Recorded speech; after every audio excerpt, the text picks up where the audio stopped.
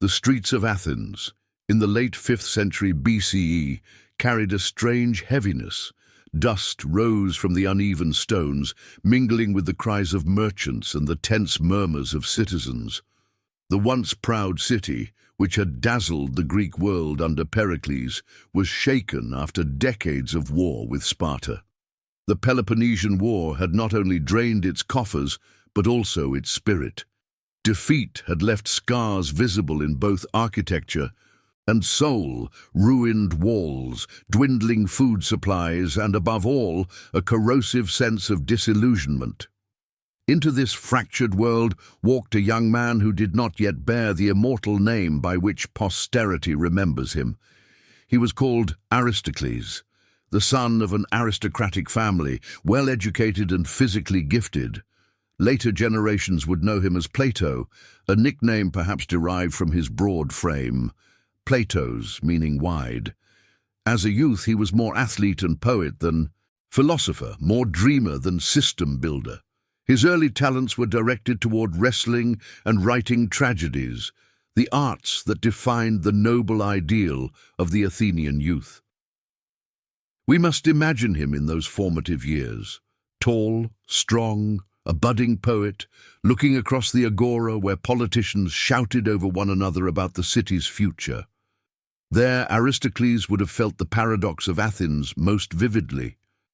This was the city of democracy and reason, yet also the city of mob.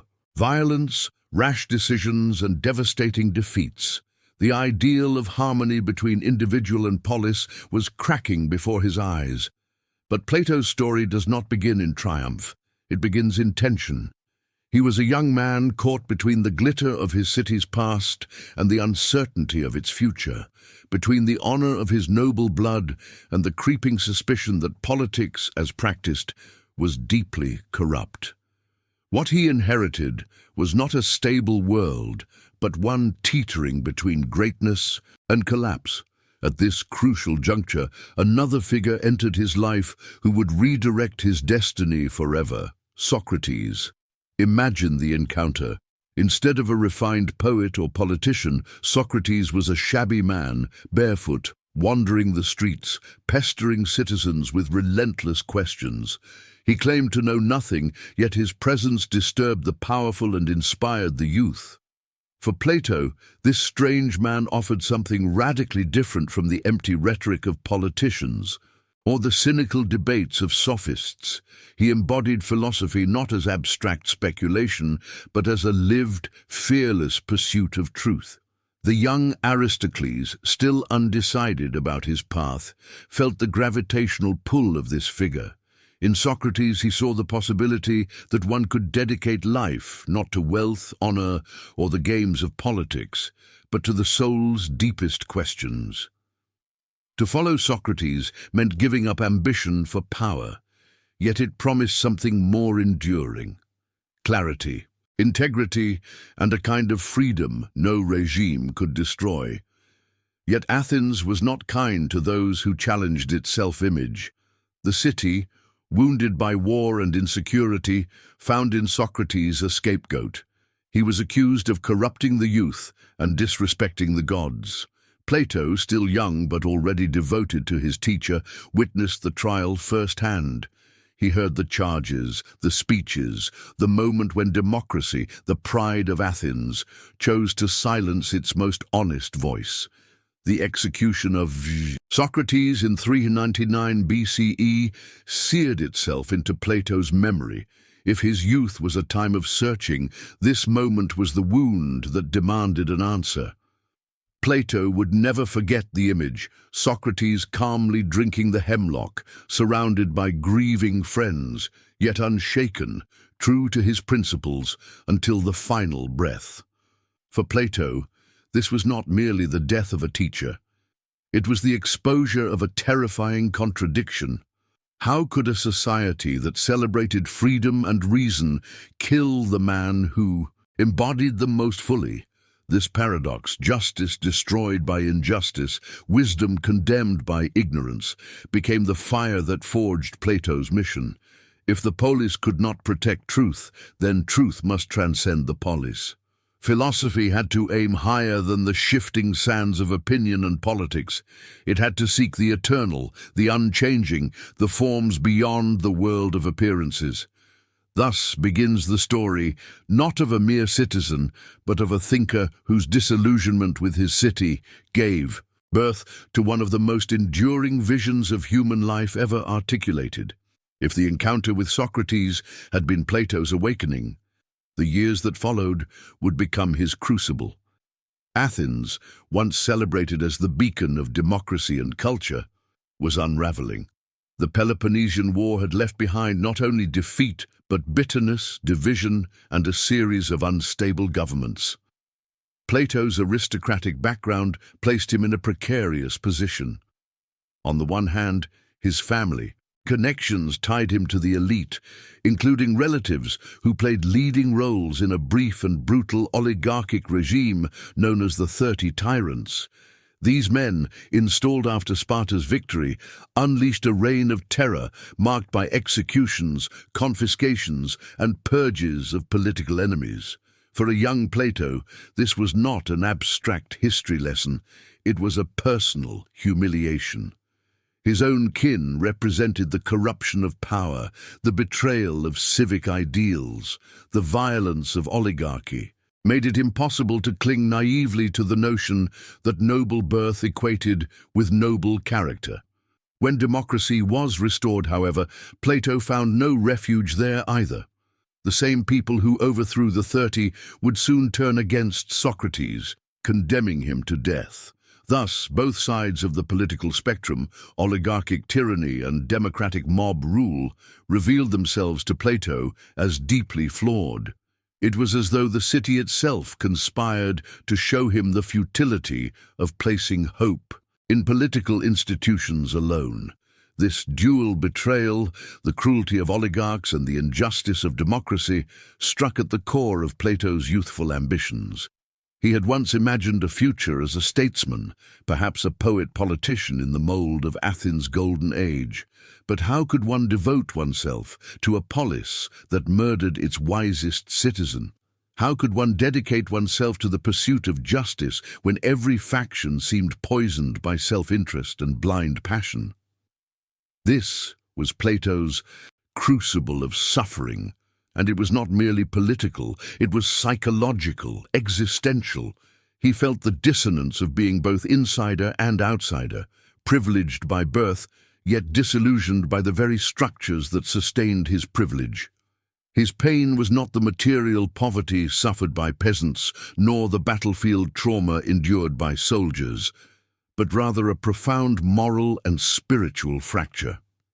He lived in a city where neither aristocracy nor democracy had proven capable of embodying justice. From this fracture emerged a longing, the search for something untainted, something higher than the ebb and flow of political regimes. Plato's suffering did not lead him to despair, but to a relentless quest for stability. If the world of politics was transient, then truth had to lie elsewhere, in something eternal, unchanging, beyond the reach of corruption. To grasp the depth of this moment, we must resist the temptation to read Plato's biography backward, as though he were destined to create the theory of forms from the start. Instead, we should see a young man in anguish, stripped of easy answers, wandering between the ruins of democracy and tyranny. His eventual philosophy was not simply a product of intellectual genius, but of wounded experience. The very concepts that would become hallmarks of his thought, the distinction between appearance and reality, between opinion and knowledge, were born from the scars of betrayal and the longing for permanence in a world that seemed endlessly unstable. This crucible also explains the radical boldness of Plato's eventual project. Where others might have resigned themselves to cynicism or pragmatism, Plato refused to lower his expectations of truth and justice. Instead, he aimed higher than anyone before him. If Athens could not be trusted, then perhaps philosophy could construct an entirely new model of society, guided not by opinion or majority will, but by wisdom itself. The death of Socrates sharpened this urgency, For Plato, it was not only personal grief, but civilizational tragedy. The wisest man of Athens had been executed legally, according to the will of the people. This was not a glitch in the system. It was a revelation of the system's limitations. Justice, Plato realized, could not be left to chance or the whims of the crowd. If it existed, it must be eternal, rooted in something more stable than human preference. Thus, the crucible of Plato's suffering was not a single event, but a sequence of blows. The corruption of his aristocratic relatives, the brutality of tyranny, the volatility of democracy, and the martyrdom of Socrates. Each of these shaped him like fire shapes iron, burning away illusions and hardening resolve. Out of these losses arose the determination to construct a philosophy capable of standing above the noise of politics, a vision that would endure even when cities fell. Plato's suffering gave him not only a mission but also empathy. He understood the frailty of human beings, the temptations of power, the fragility of institutions. He knew firsthand how easily words like justice and freedom could be twisted to justify cruelty. This is why his dialogues are not mere abstract puzzles, but dramatic explorations of human weakness, ignorance, and hope. They are philosophy born of pain, crafted in the furnace of betrayal. And so, from the ashes of Athens' collapse, a new thinker was emerging, one who would dedicate his life not to fleeting victories or partisan squabbles, but to the eternal search for truth. The crucible of suffering prepared the ground, but every thinker has a decisive rupture, a turning point where the haze of disillusionment crystallizes into a new path. For Plato, that rupture was both deeply personal and profoundly intellectual, the trial and death of Socrates. We must imagine the scene not as a myth, but as a lived experience for a young disciple. In 399 BCE, Socrates stood before the Athenian jury of 500 citizens accused of impiety and of corrupting the youth. The trial was not conducted in secret. It was a public spectacle. Plato was likely present, or at least in close contact with those who were. He would have watched with anguish as the charges, absurd in their superficiality, gained traction in the fevered atmosphere of a city seeking scapegoats. The rupture came in two stages. The first was the trial itself, where Socrates, instead of pleading for mercy, chose to defend the integrity of his life. He declared that his mission was a divine one, to awaken the Athenians from their complacency. He likened himself to a gadfly, stinging the sluggish horse of the city into awareness. For Plato, this was philosophy embodied, fearless, unapologetic, willing to stand against the tide of opinion. The young disciple saw in his master's words a courage that transcended political calculation, a devotion to truth so radical that it could not be bent, even under threat of death. The second stage of rupture was the execution. Socrates accepted his sentence with serenity. Plato would later describe in the Phaedo the scene where his teacher drank the hemlock among friends, discussing the immortality of the soul until his final breath. For Plato, this moment was more than tragic. It was transformative. Socrates had shown that philosophy was not merely an intellectual pursuit, but a way of life, a way of dying. This rupture propelled Plato beyond the boundaries of conventional politics and poetry. He abandoned his youthful ambition of becoming a statesman-poet, disillusioned with both democracy and oligarchy. Instead, he began to conceive of philosophy as a vocation higher than politics, the quest for eternal truths. If Athens could not recognize justice, then justice must exist in a realm independent of Athens' fickle institutions. This conviction marked Plato's intellectual discovery, the separation between the world of appearances and the world of true reality. He began to suspect that everything visible, laws, customs, opinions, even material objects was fleeting, unstable, liable to corruption. Beneath or beyond this visible world, he intuited, there must exist something unchanging, eternal, the true essence of things. Later, he would call these the forms or ideas, the perfect realities of which our world offers only shadows.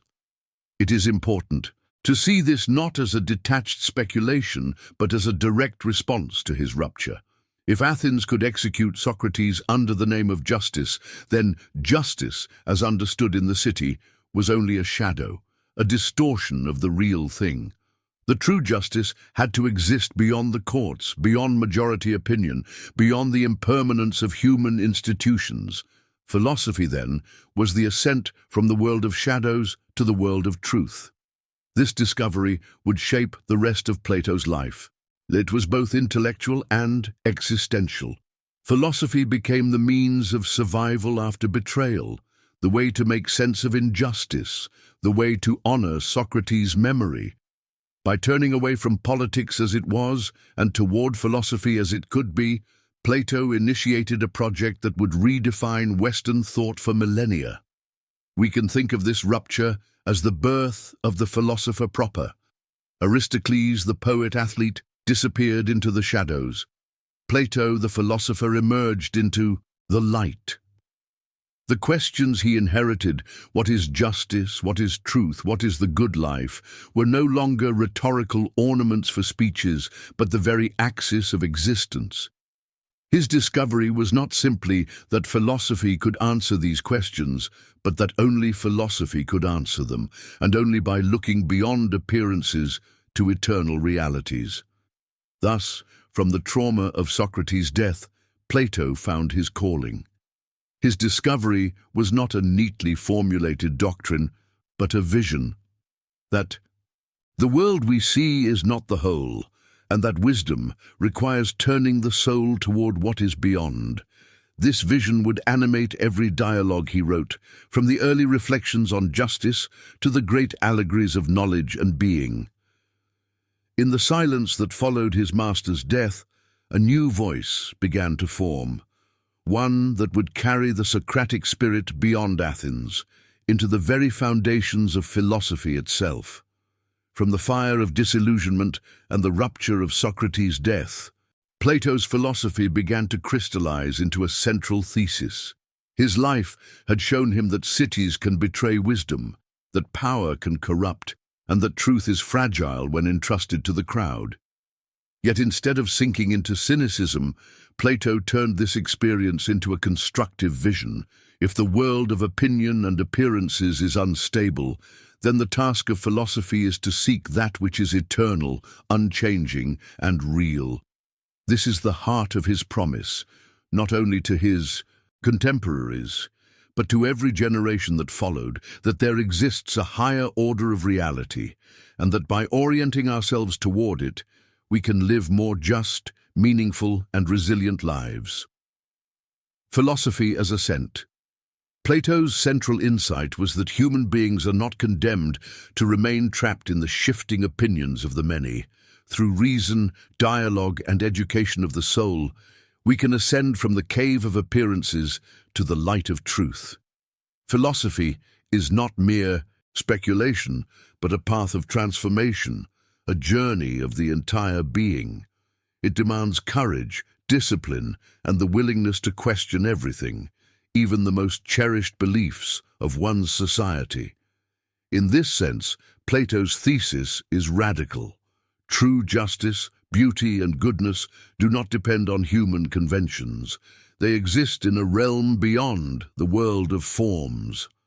What we call justice in daily life may be distorted, but by turning toward the eternal justice itself, we gain a standard by which to measure, critique, and improve our lives. This is why Plato's dialogues are full of probing questions, exposing contradictions in common opinions. Only by recognizing the insufficiency of appearances can we turn toward the truth. A promise for life and society. The promise of Plato's philosophy is twofold. On the one hand, it is personal. For the individual, it offers clarity, resilience, and freedom. By aligning the soul with eternal truths, one is no longer at the mercy of public opinion or political upheavals.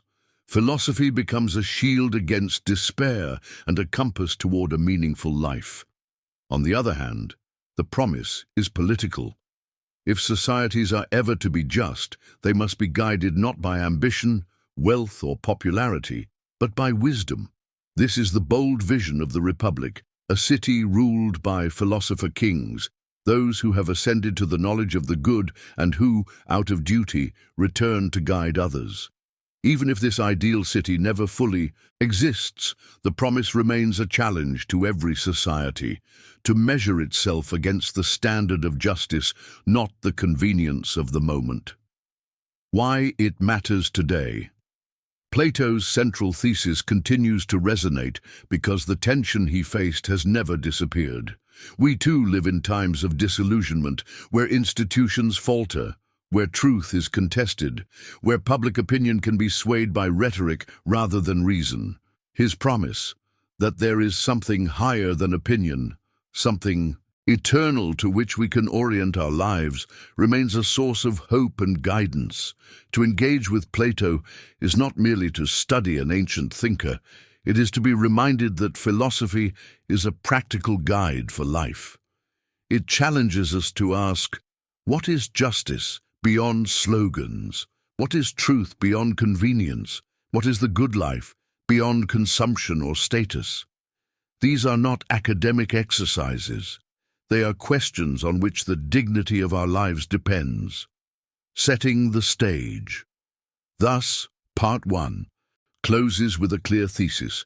Plato's philosophy was born out of suffering and rupture, yet it offers the promise of ascent into a realm of eternal truths.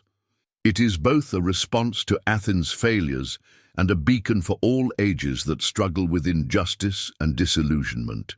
In the chapters that follow, we will trace this philosophy step by step, the fundamental problems it addresses, the metaphors through which it speaks, the specific concepts it develops, and the legacy it leaves for our world today. But already, from the story of his youth, one thing is clear. Plato's philosophy is not abstract speculation detached from life. It is forged in the fire of history, sharpened by pain, and illuminated by the vision of something greater. His promise is not easy. It demands that we question the comfortable, doubt the obvious, and strive toward what is difficult to see. Yet it is precisely in this struggle, in this ascent, that philosophy becomes what Socrates embodied, and Plato immortalized, a guide not only for thought, but for living. Part 2. The fundamental problem, the world of appearances, 2.1. Opening with a universal example. Imagine standing in a crowded marketplace. Around you, voices rise in argument. Merchants praising their goods, politicians promising reforms, citizens gossiping about scandals. Opinions clash, each person convinced of their own certainty. You hear someone swear that justice lies in obeying the laws, another insists it means helping friends and harming enemies. A third claims justice is nothing more than power. Whoever rules decides what is just. This confusion is not unique to ancient Athens. It is a scene that could unfold in any society, including our own. We too live amid competing claims, half-truths, and persuasive rhetoric. News feeds, debates, and daily conversations bombard us with shifting definitions of what is good, what is just, what is true. If one listens long enough, the feeling emerges that truth itself is elusive, that perhaps it does not exist at all, or that it is nothing more than opinion. For Plato, this confusion was not simply inconvenient, it was the fundamental human problem. The tragedy of Socrates' death had revealed its danger. When a society cannot distinguish wisdom from ignorance, it risks condemning the very person who embodies truth. When justice has no stable definition, injustice reigns. Thus, Plato confronted a universal human experience, the instability of appearances, the conflict of opinions, the fragility of truth when left in the hands of the many. This problem is not abstract. It is something each of us knows intimately. Who has not felt the frustration of trying to discern truth in a storm of voices? Who has not questioned whether the things we see and hear daily reflect reality or only shadows of it? Plato gave this problem a name: the tension between doxa, opinion, and episteme, knowledge. Opinion is what dominates marketplaces, assemblies, and daily chatter, shifting, uncertain, often contradictory. Knowledge, on the other hand, must be stable, eternal, immune to corruption. Yet where could such knowledge be found, and how could it be distinguished from opinion? This tension, this instability of appearances, became the starting point of Plato's entire philosophy. He was not content to describe it. He sought to overcome it, to find a path that could lead from the noisy world of opinion to the luminous realm of truth. To move beyond confusion, Plato sought to define the problem with precision. The instability of appearances was not, in his eyes, a minor inconvenience. It was the central obstacle to human flourishing. Unless we distinguish between mere opinion, doxa, and true knowledge, episteme, we will always live at the mercy of shifting crowds, deceptive rhetoric, and the illusions of the senses. The world of appearances, Plato began with a simple but profound observation. Everything in the visible world is in flux. Seasons change, bodies age, cities rise and fall. Opinions about justice, beauty, and goodness shift depending on time, culture, or political power. If we rely only on what our eyes see or our ears hear, we are condemned to instability. Today we call someone just. Tomorrow we condemn him as unjust. Today we admire beauty. Tomorrow fashions change, and we no longer see beauty in the same way. For Plato, this instability was evidence that the world of appearances, the world our senses deliver to us, is not the ultimate reality. It is a world of becoming, never of being. To trust it as final would be like trying to build a house on sand. Whatever you construct will eventually collapse, the realm of forms. But if appearances deceive, what then can offer stability? Here, Plato introduces his most revolutionary idea. Beyond the changing world lies a realm of forms or ideas. Ide. These forms are not mental constructs or convenient abstractions. They are eternal, unchanging realities, the very essence of things. Take, for example, the concept of justice. In the marketplace, people argue endlessly about what justice is. Some say it is obeying the laws, others say it is helping friends, still others claim it is nothing but power, yet all these definitions are unstable, they contradict one another. For Plato, this shows that what people grasp in their arguments are only shadows of justice. True justice, the form of justice, exists beyond these opinions. It is not invented by humans, nor does it change with circumstances. It is eternal, universal, and perfect. Likewise with beauty. The objects we call beautiful, a painting, a face, a song, may lose their charm with time or context, but the form of beauty itself never fades. It is the standard by which all beautiful things participate, however imperfectly. The same applies to goodness, truth, equality, courage, all the great concepts without which human life loses direction. In the realm of forms, these realities exist in purity, untouched by decay or distortion. The ascent from opinion to knowledge. How, then, does one move from the unstable world of appearances to the stable realm of forms? Plato's answer lies in philosophy itself, through dialectic, reason, and the cultivation of the soul. By questioning, examining, and stripping away contradictions, we ascend from opinion to knowledge. This ascent is vividly illustrated in his famous Allegory of the Cave, which we will explore later in depth. But even here, in defining the problem, Plato insists on the possibility of liberation. Human beings are not condemned to live among shadows. We can turn around, climb upward, and eventually gaze upon the light of truth itself. Knowledge as recollection. Another dimension of Plato's definition appears in his theory of anamnesis, recollection. He suggested that the soul, being immortal, has already glimpsed the forms before entering the body. What we call learning is not the discovery of something entirely new, but the recollection of truths the soul already knew. This explains why we can recognize beauty or justice when we encounter them imperfectly. Deep within, our soul remembers their perfect reality. Thus, the problem of appearances is not unsolvable. While our senses mislead, our reason and soul provide access to the eternal.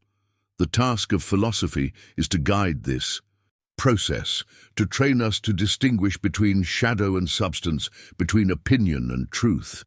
Why this matters. By defining the problem in this way, Plato elevated philosophy from a pastime to a necessity. To live without philosophy is to remain trapped in the realm of opinion, subject to deception, manipulation, and despair. To engage in philosophy is to begin the ascent towards stability, clarity, and ultimately, freedom. This is why Plato saw the philosopher not merely as a thinker, but as a physician of the soul. Just as medicine heals the body by identifying and treating the root cause of illness, philosophy heals the soul by identifying and overcoming the root cause of confusion, the instability of appearances. Whenever a new idea arises, it risks being misunderstood. Plato's doctrine of the forms and his distinction between opinion and knowledge were no exceptions. Even in his own time, critics and students alike wrestled with what exactly he meant. To grasp the power of his vision, we must clear away the common misconceptions. Misunderstanding 1. Forms are just words or mental categories. One of the easiest mistakes is to think of the forms as nothing more than human abstractions, convenient ways of grouping things together. For example, when we say justice, perhaps we simply mean the collection of practices societies call just. Or when we say beauty, perhaps we mean the shared qualities of beautiful objects. But Plato insisted that the forms are not invented by humans. They exist independently of us, timeless and universal. Justice would still exist even if no society practiced it rightly. Beauty would remain even if no one painted a picture or wrote a poem. The forms are not mental shortcuts. They are the foundation of reality itself. To reduce them to human constructs would be to collapse philosophy back into opinion, the very realm Plato sought to transcend. Misunderstanding 2. The world of appearances is worthless. Another misconception is to think that Plato despised the visible world, treating it as utterly false or meaningless. This caricature portrays him as a radical dualist, rejecting the material world entirely. In truth, Plato did not claim the visible world was worthless. He argued that it is a realm of participation, a world where objects and experiences gain meaning because they reflect, however imperfectly, the forms. A beautiful face participates in the form of beauty. A just law reflects the form of justice. The problem is not that appearances are illusions with no value, but that they are incomplete. They are shadows of a deeper reality, and if mistaken for the whole, they mislead us. The visible world, then, has purpose. It invites us to search for the reality beyond. Without beautiful things, we might never inquire into beauty itself. Without partial glimpses of justice, we might never pursue true justice. The realm of appearances is a starting point, not a destination. Misunderstanding 3. Everyone's opinion is equally valid. A third misunderstanding, more modern than ancient, is to claim that truth is simply relative. that one person's justice is as good as another's, one person's truth as valid as another's. This relativism echoes the arguments of the sophists against whom both Socrates and Plato fought. Plato rejected this view completely. If all opinions were equally valid, then no distinction could be made between the ignorant and the wise, between the demagogue and the philosopher. Yet experience shows otherwise. Some lives are more coherent, more virtuous, more truthful than others. Relativism collapses into contradiction. To say all opinions are equal is itself an opinion that claims superiority. For Plato, the very possibility of philosophy depends on the conviction that truth is not relative. There is something eternal to be discovered, something that allows us to say some opinions are closer to reality than others. Without this, dialogue would be pointless, learning impossible, and justice forever unattainable. Misunderstanding 4. The philosopher escapes the world. Another criticism often leveled against Plato is that his philosophy encourages withdrawal from life, that by seeking eternal truths one abandons the practical struggles of daily existence. Some imagine the philosopher as an aloof dreamer, lost in abstractions, irrelevant to society. But Plato envisioned philosophy precisely as a return. The philosopher ascends to the vision of the forms, but then, like the liberated prisoner in the Allegory of the cave, he descends back into the cave to help others. Knowledge is not a private possession. It creates responsibility. This is why Plato imagined philosopher kings, rulers who, having seen the good, return to guide the city with wisdom. Far from escapism, philosophy for Plato was the most demanding form of engagement. Why? Refuting misunderstandings matters. These clarifications are not merely academic, they protect the radical promise of Plato's vision. If the forms are reduced to human categories, then truth collapses into opinion. If the visible world is dismissed entirely, then philosophy loses its foothold in lived experience. If relativism prevails, then justice becomes impossible. If philosophy is seen as escapism, then its transformative power for society is lost. By confronting these misunderstandings, Plato strengthens his central thesis, that truth exists, that it can be known, and that it demands not only intellectual assent but ethical responsibility. Philosophy, for Plato, was never merely an intellectual exercise. It was a medicine for the soul, and his distinction between appearances and reality carried profound psychological consequences. To live in the realm of opinion is not only to be mistaken, it is to live in a state of inner instability. To glimpse the forms, on the other hand, is to experience liberation, clarity, and a new sense of purpose. Living in the realm of opinion. What is it like to live entirely in the world of appearances? Plato's dialogues show us. It is to be tossed about by the winds of rhetoric, fashion, and desire. One day a person feels certain that wealth will bring happiness. The next, he chases honor. The next, pleasure. Without a stable vision of the good, the soul becomes restless, always reaching, never satisfied. This condition breeds anxiety. If truth is nothing more than shifting opinion, then nothing is secure. The death of Socrates revealed this with terrifying clarity. If even the wisest man could be condemned, then who is safe?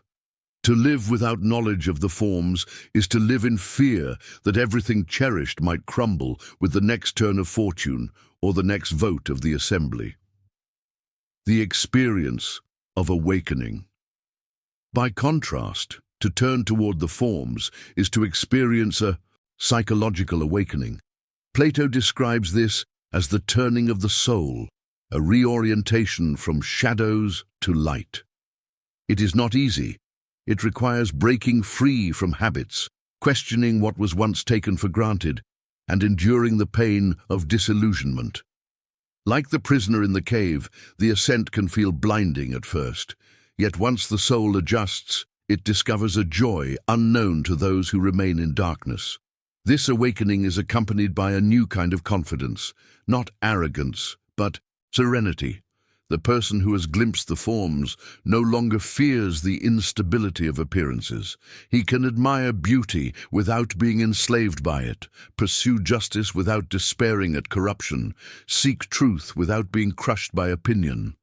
The soul gains an anchor. Fear, resistance, and the return Plato also recognize the resistance this awakening provokes. Most people prefer the comfort of familiar shadows.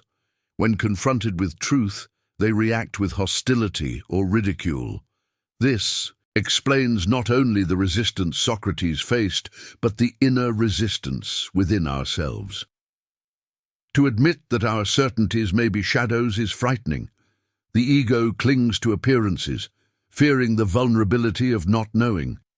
Yet Plato insisted that philosophy transforms fear into courage.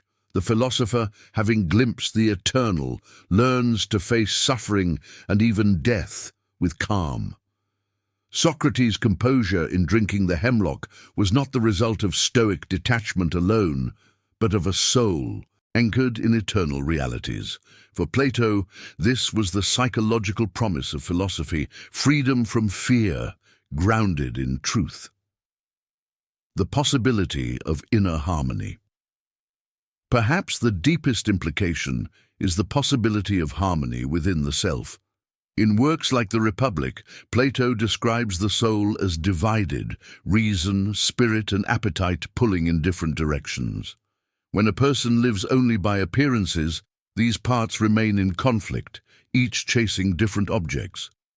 But when the soul turns toward the good, reason aligns the parts, spirit supports it, and appetite finds its proper measure.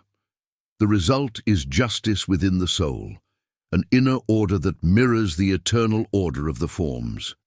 This harmony is not a fantasy. It is a psychological reality available to anyone who undergoes the ascent. To live in accordance with truth is to live without inner division, with desires ordered and purpose clear. In this sense, philosophy is therapy, not by soothing illusions, but by confronting them with reality, from anxiety to clarity. In the end, Plato's distinction between appearances and reality is not only about metaphysics, it is about the human condition.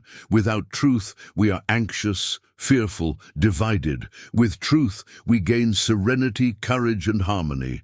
The psychological implication of Plato's thought is nothing less than the possibility of a life freed from the tyranny of shadows. This is why, even today, Plato's philosophy speaks not only to the mind but to the heart. In a world saturated with opinions, misinformation, and fleeting images, his promise is still revolutionary. That beyond the noise, there exists a reality that can be known, and that in turning toward it, the soul finds both clarity and peace.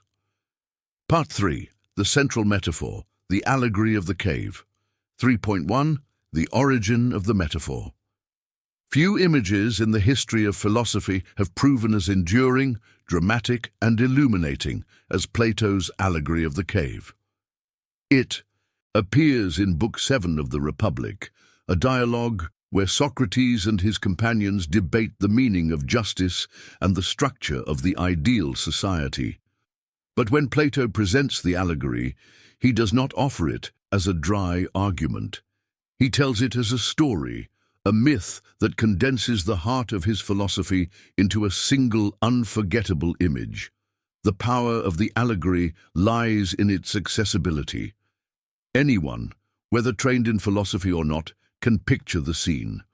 Prisoners chained in a cave, watching shadows dance on the wall, mistaking these shadows for reality.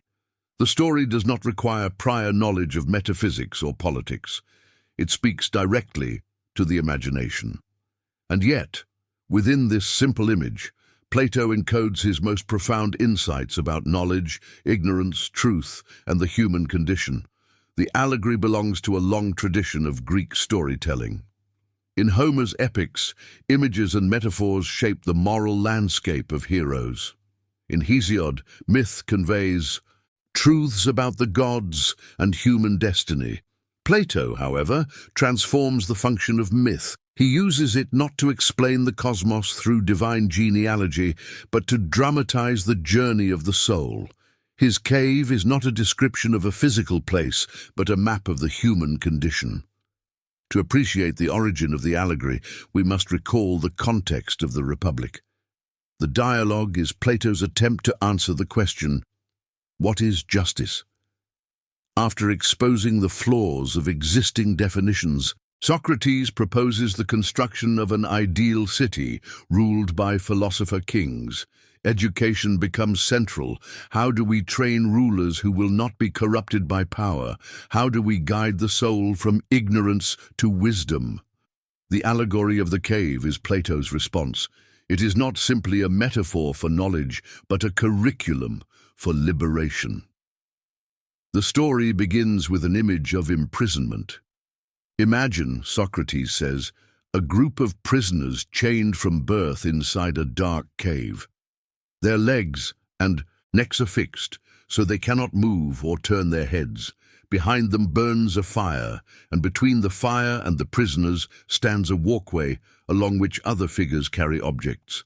The prisoners, unable to see the fire or the objects, see only the shadows cast on the wall before them. Having known nothing else, they believe these shadows are reality itself. Already, the allegory strikes us with its psychological resonance. The cave is not just a myth of others, it is our own condition. When we mistake appearances for truth, to be chained is to live unreflectively, to accept without question the images projected by society, politics, or our own desires. We recognize ourselves in the prisoners whenever we find comfort in illusions, mistaking shadows for substance. The story continues. Suppose one prisoner is freed. At first, he resists. His chains are familiar, the shadows reassuring. Forced to turn, he is blinded by the firelight. His first instinct is to return to the wall, to the comfort of shadows. But if he perseveres, he is led upward, out of the cave, into the light of the sun. At first, his eyes ache. He sees only reflections in water, then objects themselves, and finally, the sun that illuminates all. This ascent is painful, disorienting, but ultimately liberating. For Plato, this is the drama of philosophy, the soul's painful journey from ignorance to truth. The allegory is not merely about intellectual learning, it is about transformation of the whole self. Education, in Plato's vision, is not filling the mind with information, but turning the soul around, directing its gaze from shadows toward reality. And then comes the final twist. The liberated prisoner, once adjusted to the light, must return to the cave. When he descends, his eyes struggle to adjust to darkness. The other prisoners laugh at him, mock his confusion, and resist his message. If he insists too strongly, they might even kill him. Here, Plato encodes the fate of Socrates, the philosopher condemned by the city. The allegory thus becomes both a myth of liberation and a warning. Truth is not welcomed by the many, and the philosopher who returns may suffer rejection or death. Thus, the origin of the metaphor is both poetic and political. It emerges from Plato's response to Athens' failures and his quest for a higher standard of justice. The cave dramatizes what he had already lived, a society satisfied with shadows, condemning the man who dared to seek the light. Plato does not leave the allegory of the cave as a mere story to be admired. He interprets it layer by layer as the dramatic embodiment of his philosophy. To understand the allegory is to understand the essence of his thought, the distinction between opinion and knowledge, the necessity of education, and the ethical responsibility of the philosopher. The cave as the world of appearances. First, Plato makes clear that the cave represents The world of appearances, the realm of shadows and opinions in which most people live. The prisoners who mistake shadows for reality symbolize human beings who accept unexamined beliefs, customs, and images as truth. For Plato, this is the default condition of humanity. We are born into chains, the chains of habit, prejudice, and uncritical acceptance of what we see and hear. Unless awakened, we spend our lives debating shadows, mistaking imitation for reality. In this sense, the cave is not a distant myth, but an allegory of everyday life. The debates in the marketplace, the speeches of politicians, even the pleasures of art and entertainment, all risk being shadows if taken uncritically. Plato's point is not to condemn all appearances, but to show how easily we confuse them with the real, the fire and the shadows. Behind the prisoners burns a fire, producing the shadows they see. For Plato, this fire symbolizes the partial illumination provided by the senses and by culture. It creates images, but these images are distorted. The shadows may resemble reality, but they lack substance. In the same way, popular opinion offers fragments of truth mixed with distortion. It gives the appearance of knowledge without its essence. This explains Plato's suspicion of rhetoric and sophistry. Sophists, skilled in persuasion, project shadows on the wall of the cave, convincing people of whatever suits their purpose. Without philosophy, citizens remain chained, unable to distinguish truth from appearance. The Ascent and the Sun.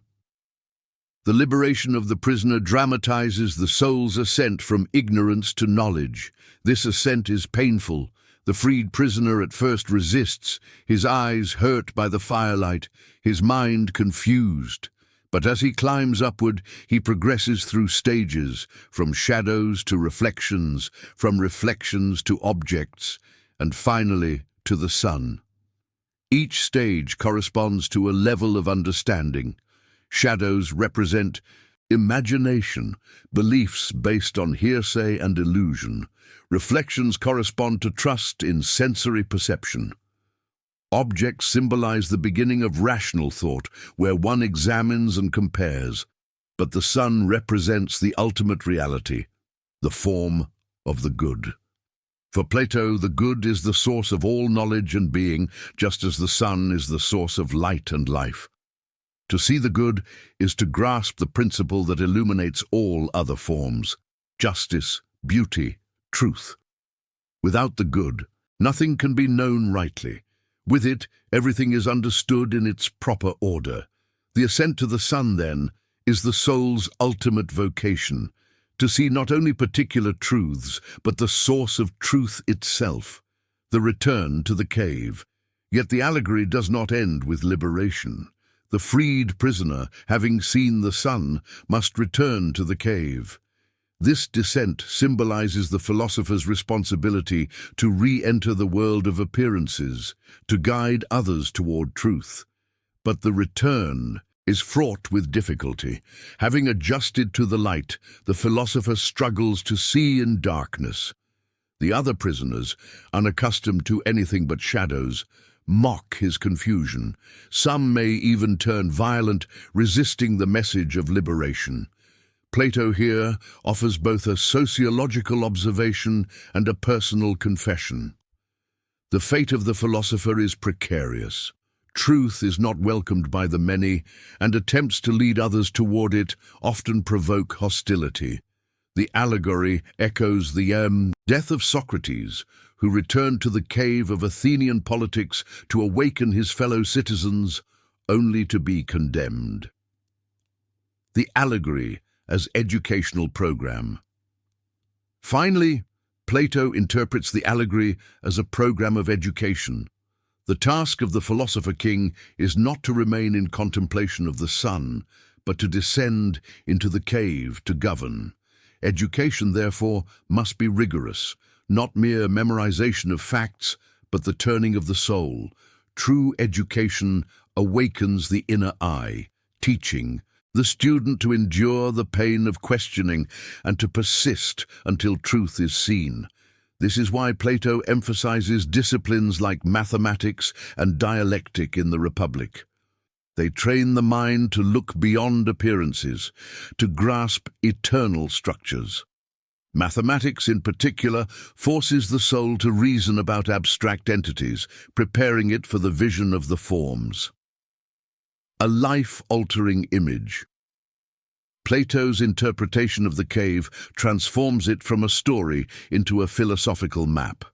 It shows the stages of ignorance and knowledge, the difficulty of liberation, the vision of the good, and the responsibility of return. It dramatizes the tension between the philosopher and society, the danger of truth in a world content with shadows. The allegory is not only about what we believe, but about how we live. To remain in the cave is to live passively, unreflectively. To ascend is to embrace the struggle of philosophy, with all its pain and all its joy. To return is to accept the duty of guiding others, even at great risk. Thus, in the philosopher's interpretation, the cave becomes more than a myth. It becomes the anchor of Plato's entire system, the symbol that unites his metaphysics, epistemology, ethics, and politics. To understand it is to glimpse why Plato's thought still challenges us today. Plato's genius lies not only in telling a powerful story, but in creating an allegory so rich that each element bears layers of meaning. To understand the cave fully, we must analyze its symbols one by one, tracing how each contributes to the drama of ignorance and enlightenment. The cave. The cave itself represents the world of appearances, the condition in which most people live. It is dark, enclosed and limited. The cave is not a literal location, but a metaphor for the mind trapped in illusion. Its walls are the boundaries of conventional thinking, social norms, and inherited assumptions. Inside the cave, reality is defined not by truth, but by what is immediately visible. Psychologically, the cave symbolizes ignorance. To live in the cave is to live in a narrow mental horizon, mistaking the familiar for the true. Politically, it represents societies governed by opinion rather than knowledge. Spiritually, it is the condition of the soul before awakening. The chains. The prisoners are bound by chains that prevent them from turning their heads. These chains symbolize the forces that keep us enslaved to appearances, habits, desires, fears, and the inertia of custom. They are not merely physical, but psychological and cultural. In Plato's view, many of these chains are internal. People cling to illusions because they are comfortable. The chains represent the resistance we feel when confronted with the need to question our beliefs. To break them requires courage and discipline, the willingness to endure discomfort for the sake of truth. The shadows. The shadows on the wall are the most famous image of the allegory. They represent opinions, illusions, and imitations, all the things we take for reality without examining them. Shadows are not nothing. They have a basis in real objects, but they are distortions, lacking substance. In daily life, shadows might be persuasive slogans, superficial pleasures, or even works of art that mimic reality without conveying truth. Politically, shadows are the images manipulated by demagogues. Psychologically, they are the projections of our own desires. To live among shadows is to live second-hand, never confronting reality directly. The fire behind the prisoners burns a fire, casting the shadows. The fire symbolizes the partial light of the senses. It produces visibility, but a deceptive kind. It represents the limited knowledge that comes from empirical observation without philosophical reflection. Plato does not dismiss the senses entirely. They are the starting point of awareness. But he warns that without reason, the senses can be manipulated.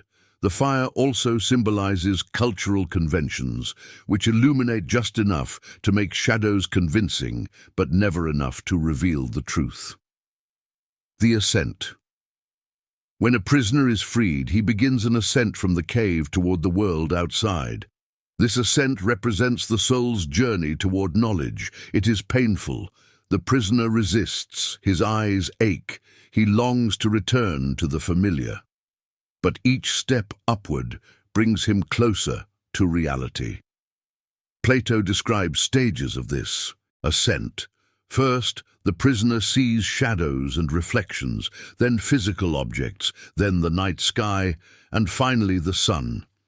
These stages correspond to levels of cognition, imagination, belief, rational thought, and ultimately understanding of the forms.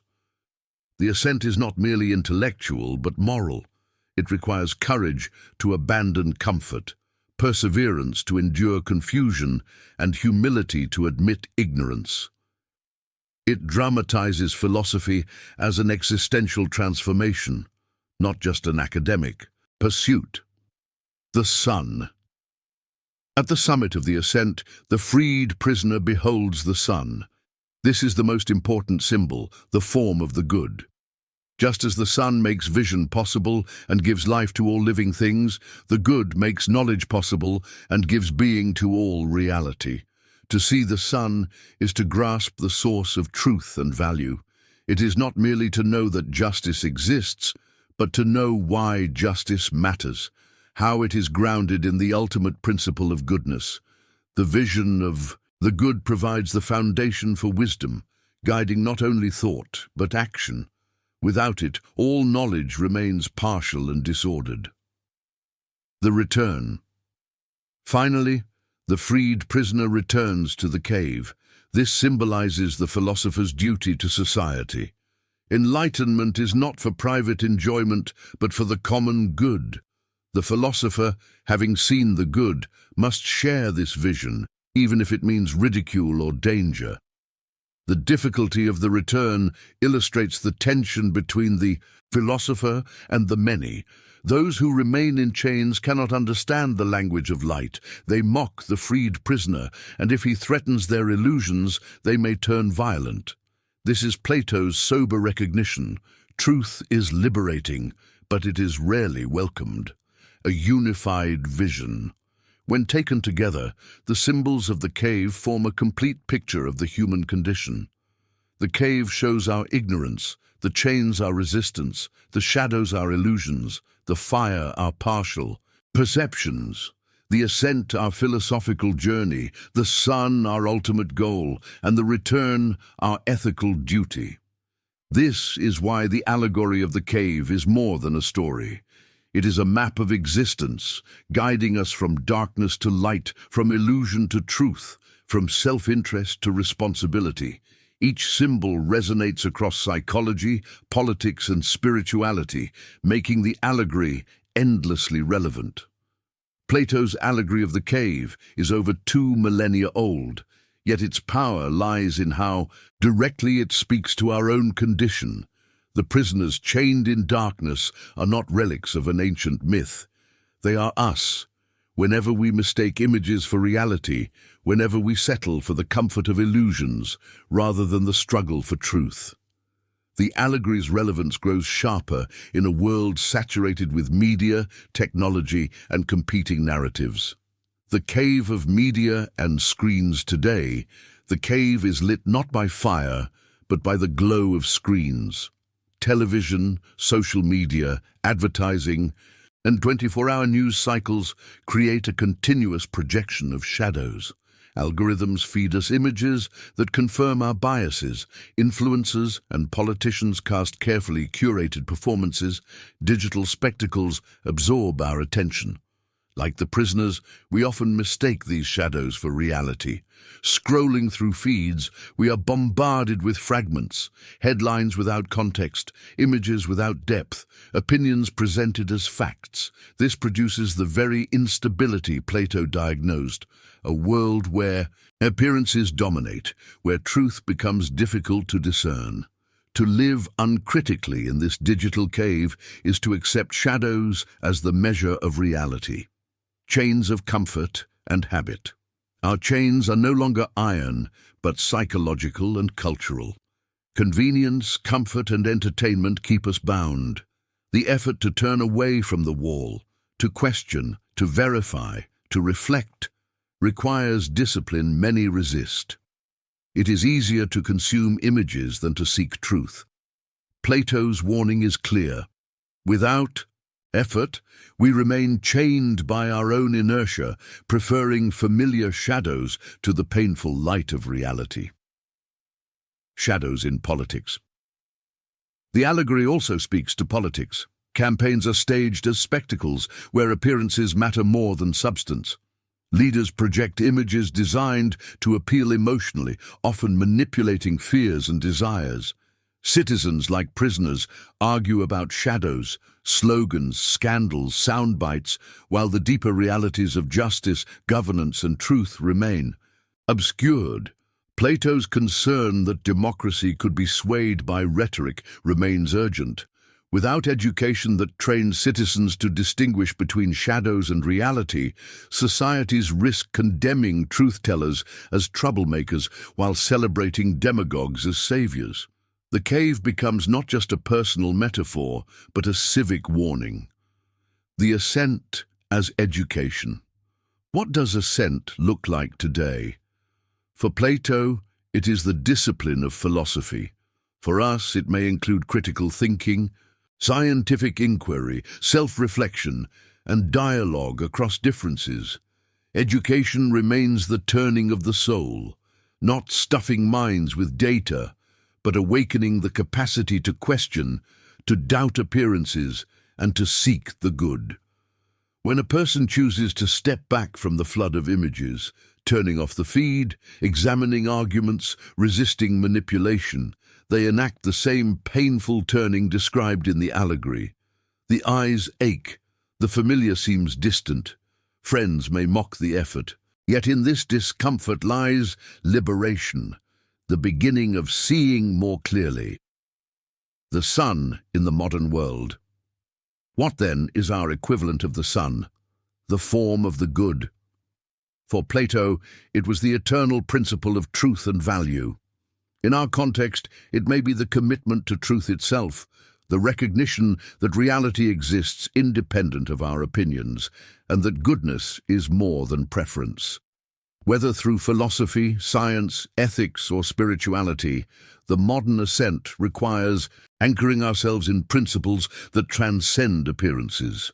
This does not mean rejecting technology or politics, but orienting them toward truth rather than illusion. The challenge of our time is to use the fire of our media wisely, to ensure that what it projects points toward reality, not merely shadows.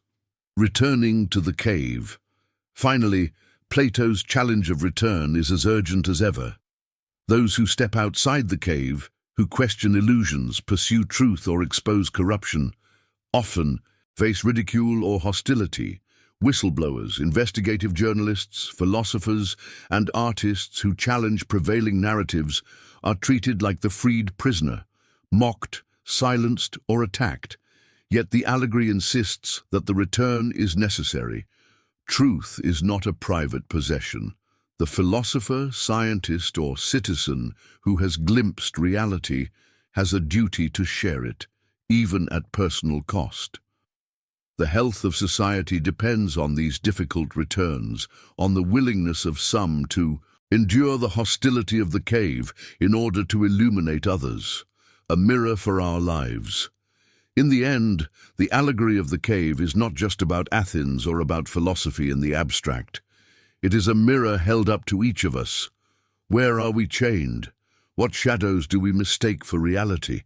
Are we willing to endure the pain of turning, the confusion of ascent, the responsibility of return? To live by Plato's allegory is to recognize that we are all prisoners in some measure, but also that liberation is possible. It requires courage, discipline, and the relentless pursuit of truth. The allegory calls us not to despair at our captivity, but to begin the journey upward, toward the light that has always been waiting. Part 4. The False Escapes. Why Common Flights Fail. Opening. The temptation to flee. Human beings do not endure disillusionment passively. When reality wounds us, when injustice seems unbearable, when truth feels inaccessible, we instinctively seek escape. The world of appearances is unsatisfying, yet instead of turning toward philosophy, many turn toward easier substitutes, false escapes that promise relief but deliver only deeper chains. Plato recognized these temptations in his time, and they remain strikingly relevant in ours. The central insight of this chapter is stark. Most attempts to flee ignorance are themselves forms of ignorance. They soothe without healing, distract without liberating, mimic assent without ever reaching the light. If philosophy is the hard, painful journey out of the cave, then false escapes are shortcuts that circle back to the shadows. Context: Plato's diagnosis. In the Republic, Plato insists that the vast majority of people are content with appearances, yet he also observes that dissatisfaction breeds alternatives.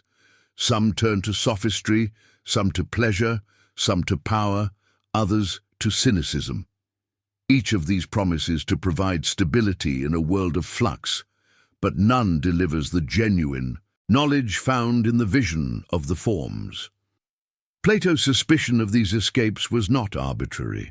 He had seen them firsthand: sophists selling rhetorical tricks, politicians offering empty slogans, citizens drowning in luxury while neglecting virtue, skeptics proclaiming that truth itself was unattainable.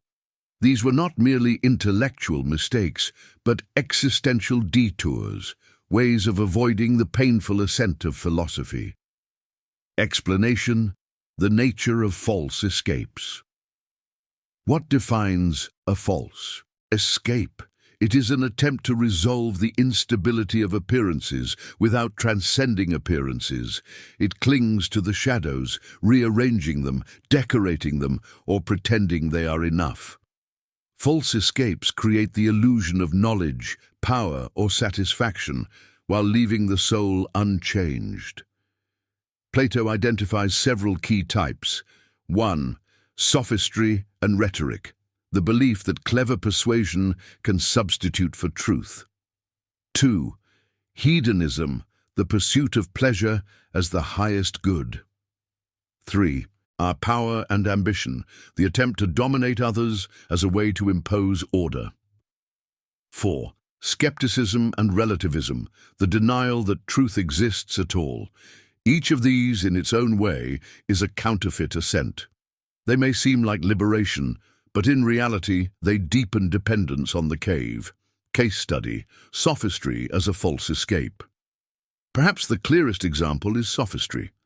In Plato's Athens, sophists were professional teachers who claimed to impart wisdom, but in practice, they sold techniques of persuasion. For a fee, they would train young men to argue persuasively in the assembly or the courts.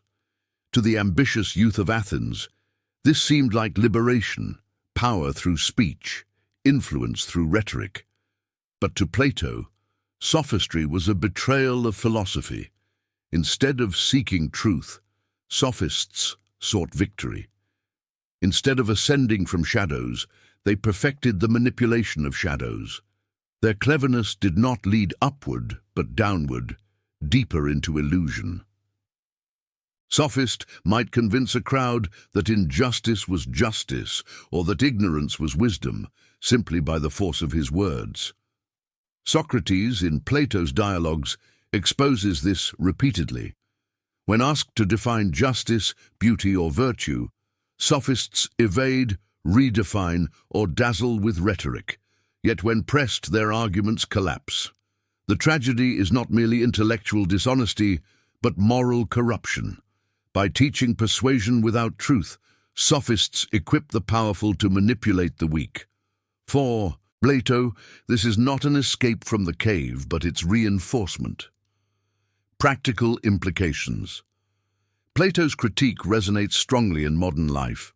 We too are surrounded by sophistries, advertising that manipulates desires, political rhetoric that disguises self-interest, media strategies that prioritize clicks over truth. Each offers the illusion of knowledge or satisfaction, but none provides the stability of reality.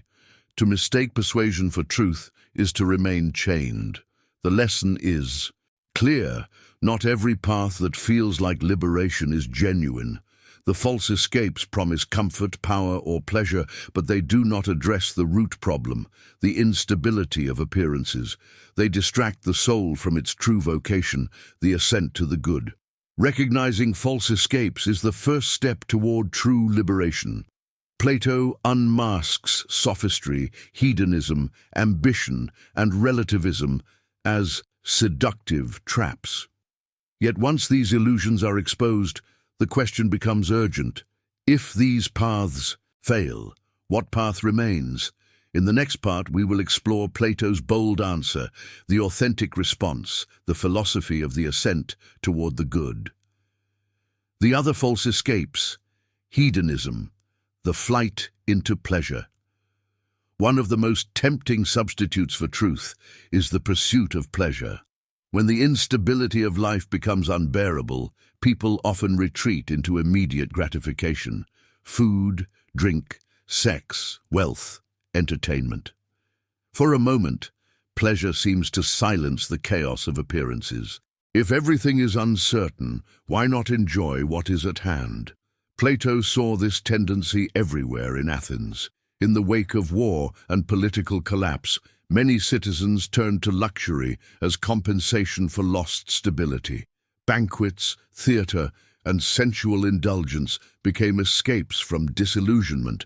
Yet Plato was unsparing in his critique. Pleasure, though seductive, cannot provide lasting fulfillment.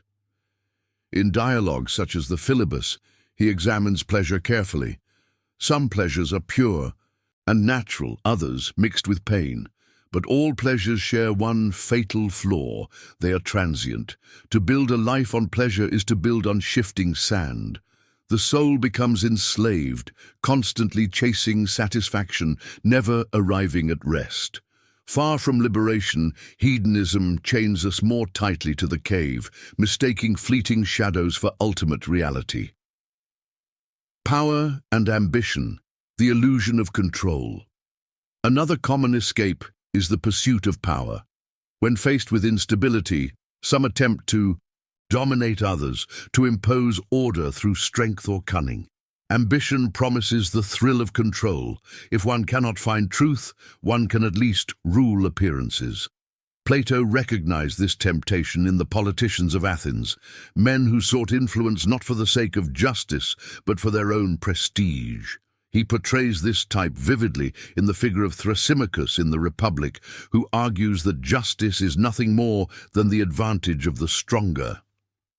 For the ambitious there is no truth beyond what power dictates, but Plato dismantles this illusion. Power is itself unstable. Tyrants rise and fall, regimes collapse, reputations fade. The ambitious man remains trapped in the cave, obsessed with shadows of influence, incapable of transcending appearances. Worse, his domination harms not only others, but himself. By neglecting the soul's true vocation, he condemns himself to inner disorder. Plato's diagnosis anticipates a truth we still witness. Ambition can achieve victories, but without grounding in truth, it produces emptiness. The man who conquers the world but loses his soul remains a prisoner, bound by chains of his own making. Skepticism and relativism. The denial of truth. Perhaps the most insidious escape is skepticism, the claim that truth itself is unattainable, or that all opinions are equally valid. For those weary of endless debate, skepticism offers a seductive relief. Stop searching, declare the quest hopeless, and retreat into irony or relativism. Plato saw this attitude in the sophists and skeptics of his time. If justice means one thing in Athens and another in Sparta, why not conclude that justice has no essence? If beauty varies from culture to culture, Why not say beauty is only in the eye of the beholder? Yet for Plato, this is the most dangerous illusion of all. To deny the existence of truth is to close the path of ascent entirely. Skepticism chains the soul more firmly than pleasure or power, because it convinces us there is nothing beyond the cave. Why climb if there is no sun? Why question if there are no answers? Plato's dialogues respond with urgency. While he acknowledges the difficulty of defining justice or beauty, he insists that the search itself is meaningful. To abandon it is to surrender to despair. Relativism offers the comfort of resignation, but robs the soul of hope. The pattern of all false escapes. Despite their differences, all false escapes share the same structure. They promise stability without transcendence. Hedonism seeks it in pleasure, ambition in power, skepticism in resignation, but none leaves the cave. They rearrange shadows, polish chains, or deny the possibility of freedom. Plato's insight is that the soul craves something more. These escapes may numb the pain of ignorance, but they cannot satisfy the hunger for truth. To accept them is to betray the deepest part of ourselves.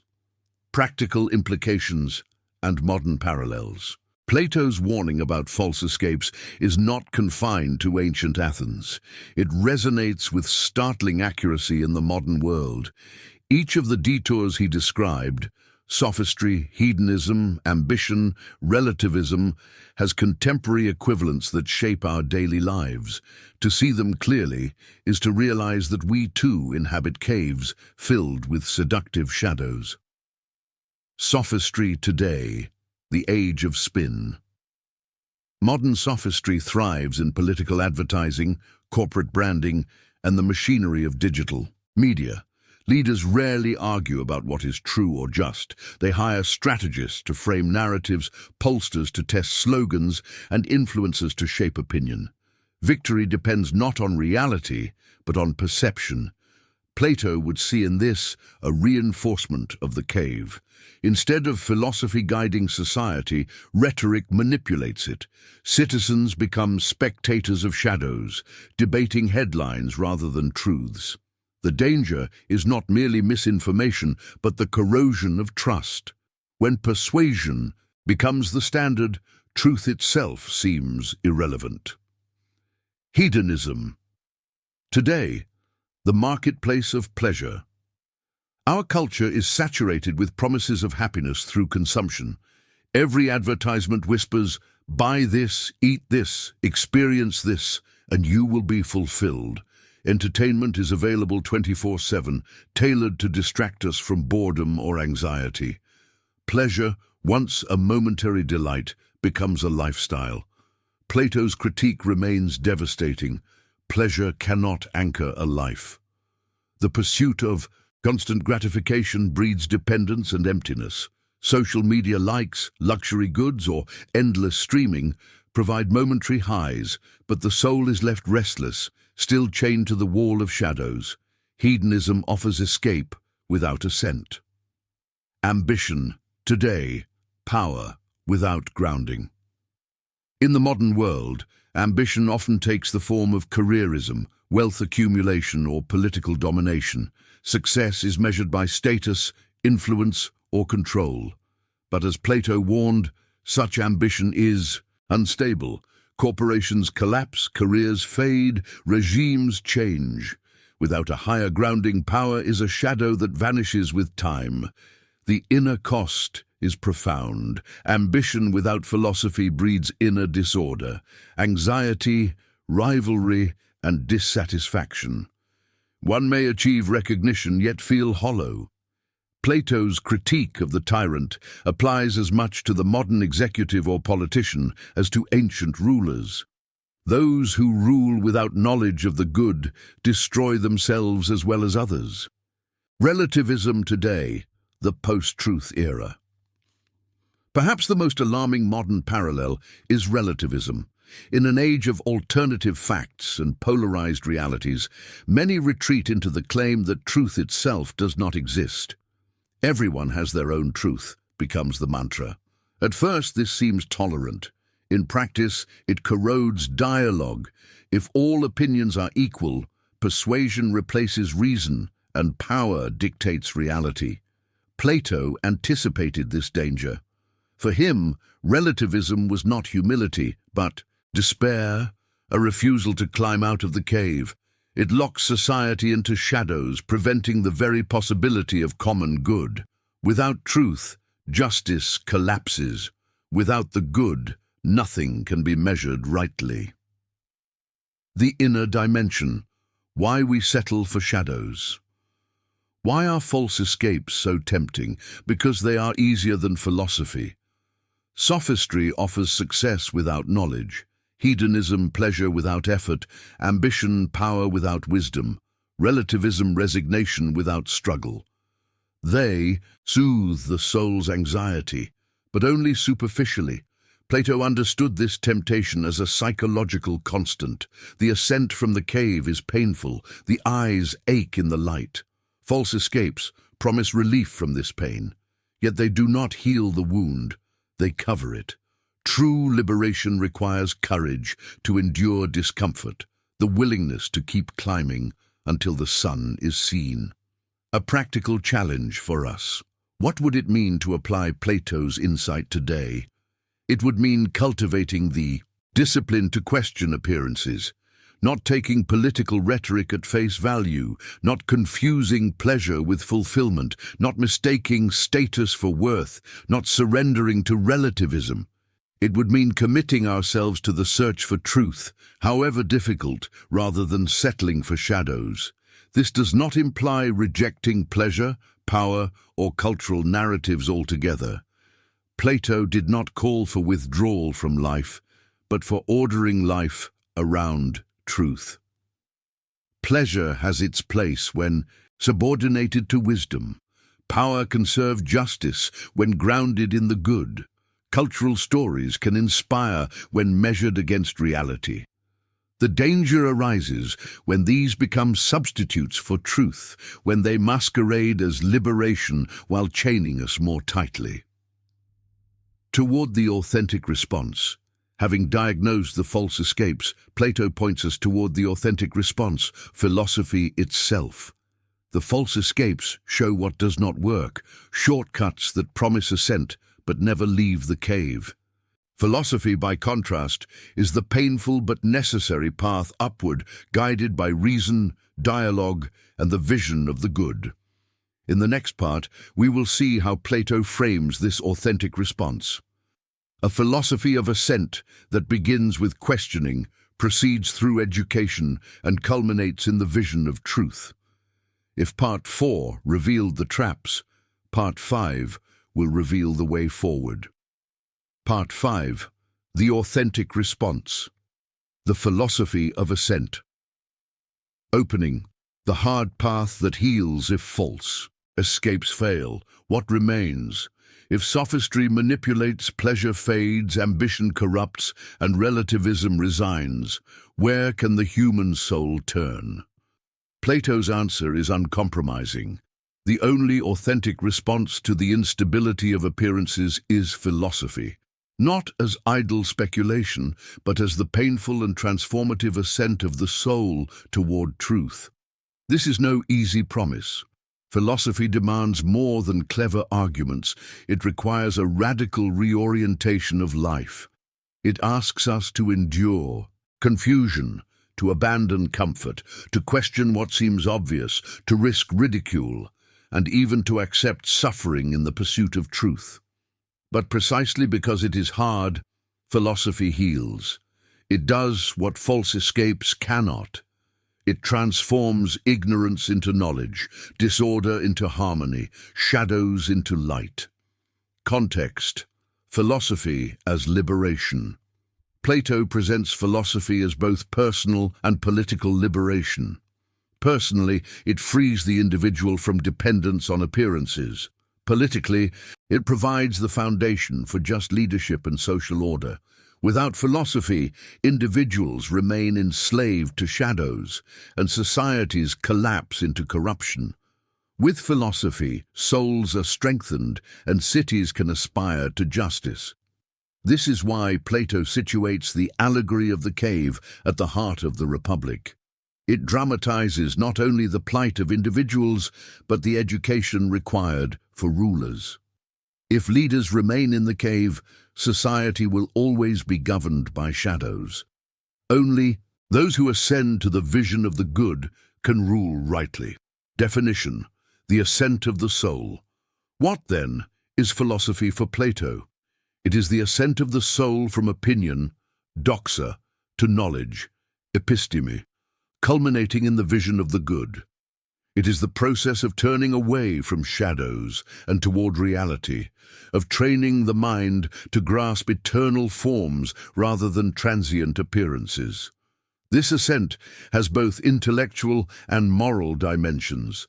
Intellectually, it involves disciplines, like mathematics and dialectic, which train the mind to think abstractly and rigorously.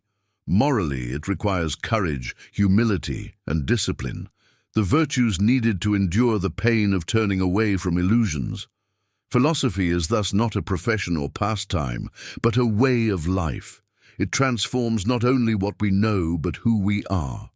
To become a philosopher is to reorder the soul, aligning it with truth, justice, and goodness. Detailed explanation: the stages of ascent. Plato outlines the ascent in several places, most clearly in the divided line, also in the Republic. He describes 4 levels of cognition. 1. Imagination, eikasia, the lowest level, where the soul deals only with shadows and images. This corresponds to superstition, rumor, and unexamined beliefs. 2. Belief, pistis, a step higher, where the soul trusts the evidence of the senses. Here one deals with physical objects, but still without deeper understanding. 3. Reason, dianoia, higher still, where the soul engages in mathematical reasoning and abstract thought. This stage uses hypotheses and logical structures, but has not yet reached ultimate truth. 4. Understanding, noesis, the highest level, where the soul contemplates the forms directly, especially the form of the good. This is the culmination of philosophy, the vision of truth itself. The journey from imagination to understanding is the essence of the philosophical ascent. Each stage requires effort, discipline, and education. The lower levels provide necessary foundations, but the soul must not stop there. It must keep climbing until the good itself is seen. Case study: Socrates as the model of ascent. For Plato, the life of Socrates was the living embodiment of philosophy. Socrates did not write treatises. He lived the ascent. His method of questioning stripped away illusions, exposing the shadows people mistook for truth. His refusal to flee Athens at his trial showed his alignment with justice beyond appearances. His calm acceptance of death revealed a soul anchored in eternal realities. Socrates demonstrated that philosophy is not abstract speculation, but a practice of the soul. His life and death dramatized the ascent from opinion to knowledge, from fear to freedom. For Plato, Socrates was not only his teacher, but the proof that the authentic response was possible. The role of education. Turning the soul. Plato insists that philosophy is not about filling the mind with facts, but about turning the soul. Education, in his sense, is not information transfer, but transformation. The prisoner in the cave does not simply learn new data, he is forced to turn around, to reorient his entire being toward the light. This is why Plato places such emphasis on disciplines like mathematics in the Republic. To modern readers, it may seem strange that he regarded geometry and arithmetic as central to philosophy. But for Plato, mathematics exemplified the shift from appearances to abstract realities. Numbers and forms are not subject to decay, they exist independently of opinion. Studying them trains the mind to detach from sensory distractions and to think about what is eternal. Yet mathematics alone is not enough. The highest stage of ascent requires dialectic, the disciplined dialogue of questions and answers. Dialectic strips away assumptions, exposes contradictions, and guides the soul toward principles that cannot be refuted. It is the method Socrates practiced in the Agora, relentless questioning that forces the interlocutor to confront his own ignorance and reach toward truth. Philosophy as a way of life. For Plato, philosophy cannot be confined to academic discourse. It demands an entire way of life. The philosopher must cultivate virtues, courage to endure discomfort, temperance to resist distractions, justice to order the soul, and wisdom to guide the other virtues. Without this ethical foundation, intellectual ascent collapses into pride or sophistry. This is why Plato insists that philosopher kings must live disciplined lives, free from excessive wealth, luxury, or power. Philosophy flourishes only in souls that are detached from petty desires and devoted to the good. The authentic response requires not just intellect but character. The pain of transformation. Plato does not romanticize the ascent. He emphasizes its difficulty. To turn from shadows to light is painful. The eyes ache, the mind resists, the soul clings to the familiar. Education often feels like disorientation, stripping away comforting illusions. This is why many prefer false escapes. They are easier, less painful. Yet the pain of transformation is itself the sign of progress. Just as muscles ache when exercised, the soul aches when stretched beyond appearances. For Plato, this suffering is not punishment, but healing. The authentic response is difficult precisely because it leads to truth. Modern implications. Philosophy. As liberation, in our time, the authentic response remains urgent. Surrounded by false escapes, consumerism, propaganda, relativism, we too need philosophy as ascent. But what does this mean concretely? It means practicing critical thinking, refusing to accept appearances at face value. It means cultivating habits of reflection, questioning assumptions, and seeking coherence rather than comfort. It means educating ourselves not merely for careers but for wisdom, not merely for skills but for truth. In practical terms, the ascent might involve slowing down in a culture of distraction, seeking depth in an age of superficiality, resisting manipulation in a world of propaganda. It might involve dialogue across differences, the humility to admit ignorance, the courage to confront unwelcome truths, the nuance. Philosophy is not escape. It is important to stress that Plato's philosophy is not escapism. The philosopher does not remain outside the cave in blissful contemplation. The authentic response includes the duty to return. To see the good is to bear responsibility, to guide, to teach, to govern, to share truth even when it provokes hostility. This is why philosophy for Plato is the opposite of withdrawal. It is the most engaged life possible because it orients all action toward truth. The philosopher lives not for shadows, but for reality, and this reality demands service. Case study: The Republic as a blueprint of ascent. Plato's Republic is not simply a political treatise. It is an extended allegory of the ascent of the soul. The dialogue begins with a question about justice, but quickly expands into a vision of education, social order, and the ultimate nature of reality. Each stage mirrors the prisoner's journey out of the cave.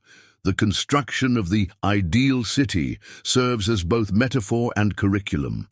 Just as the city must be ordered with harmony among its classes, rulers, auxiliaries, and producers, so too the soul must be ordered among reason, spirit, and appetite.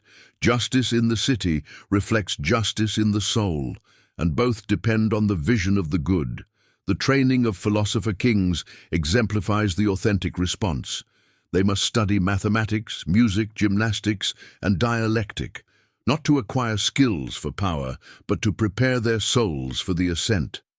They must live communally, renouncing wealth and privilege, so that their judgment is not clouded by personal interest. Their education culminates in philosophy, the contemplation of the good, which equips them to rule wisely. The Republic dramatizes the principle that true liberation is not found in pleasure, ambition, or relativism, but in philosophy. Only those who ascend to the vision of the good can lead others. The false escapes produce corruption. The authentic response produces wisdom and justice. Practical implications. Living the ascent. What does this mean for us outside the walls of Plato's academy? The authentic response is not reserved for philosopher kings. It is available to anyone willing to climb. In personal life, it means ordering the soul, placing reason above appetite, and orienting desires toward truth. It means seeking coherence rather than contradiction, harmony rather than chaos. In education, it means cultivating depth rather than superficiality, training minds to question, reason, and reflect. True education is not job training, but soul shaping. In society, it means demanding leaders guided by wisdom, not ambition, by truth, not rhetoric. It means resisting the seductions of sophistry, consumerism, and relativism. The ascent is not easy. It requires discipline, courage, and humility, but the reward is profound, a life of clarity, harmony, and freedom from the tyranny of shadows. Nuances. The tension of return. Yet Plato acknowledges a painful tension. The philosopher, having seen the good, may long to remain in contemplation. But justice demands return. The philosopher must re-enter the cave, sharing truth with those still chained. This return is risky. Socrates' death proves the danger, but it is unavoidable. Truth, once seen, creates responsibility.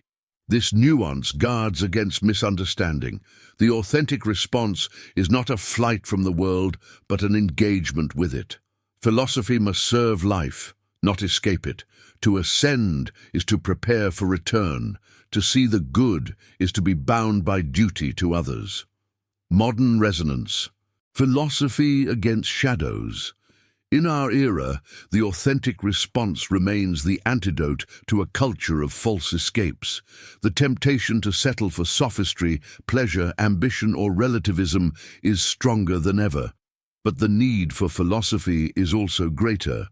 Critical thinking, ethical reflection, and the pursuit of truth are not luxuries. They are survival skills. Without them, we remain prisoners of digital shadows, manipulated by rhetoric, distracted by pleasure, and divided by relativism. With them, we gain clarity, resilience, and direction. Plato's call echoes across centuries. Do not settle for shadows. Endure the pain of ascent. Seek the good. Return with responsibility. This is the authentic response, the path that heals. We have seen the false escapes and the authentic response. Plato rejects sophistry, hedonism, ambition, and relativism as traps. He offers philosophy as the ascent toward truth. But philosophy does not stop with the individual. For Plato, the ascent transforms not only the soul, but also the community. In the next part, we will trace this movement from the individual to the collective, from personal liberation to the discovery of solidarity, justice, and the ordering of society. If philosophy heals the soul, can it also heal the city? Part 6 takes up this challenge. Part 6, from the individual to the collective, the discovery of solidarity. Opening the soul is not enough. What good is philosophy if it saves only the individual? Can a man find truth while his city collapses? Can the soul live in harmony while society descends into chaos? Plato refused to believe that wisdom could remain purely private. For him, the ascent of the soul, while necessary, was incomplete unless it extended outward, into community, into politics, into the ordering of society itself. This conviction drives the middle books of the Republic. Justice, Plato insists, is not only a matter of inner harmony, but of social harmony. The individual and the city mirror one another. As the soul has reason, spirit, and appetite, so the city has rulers, auxiliaries, and producers. When each part plays its role in proper balance, both soul and city are just. Here lies the birth of solidarity, the recognition that the good life is not achieved in isolation, but in community, that philosophy must shape not only personal virtue, but also collective justice. Context. The city as the soul writ large Plato introduces. His model city as an analogy to clarify justice. If justice is difficult to discern in the individual, perhaps it will be easier to see in the larger organism of society. By scaling up, Plato reveals patterns that apply at both levels. The soul, divided into reason, the faculty of wisdom, spirit, the faculty of courage, and appetite, the faculty of desire.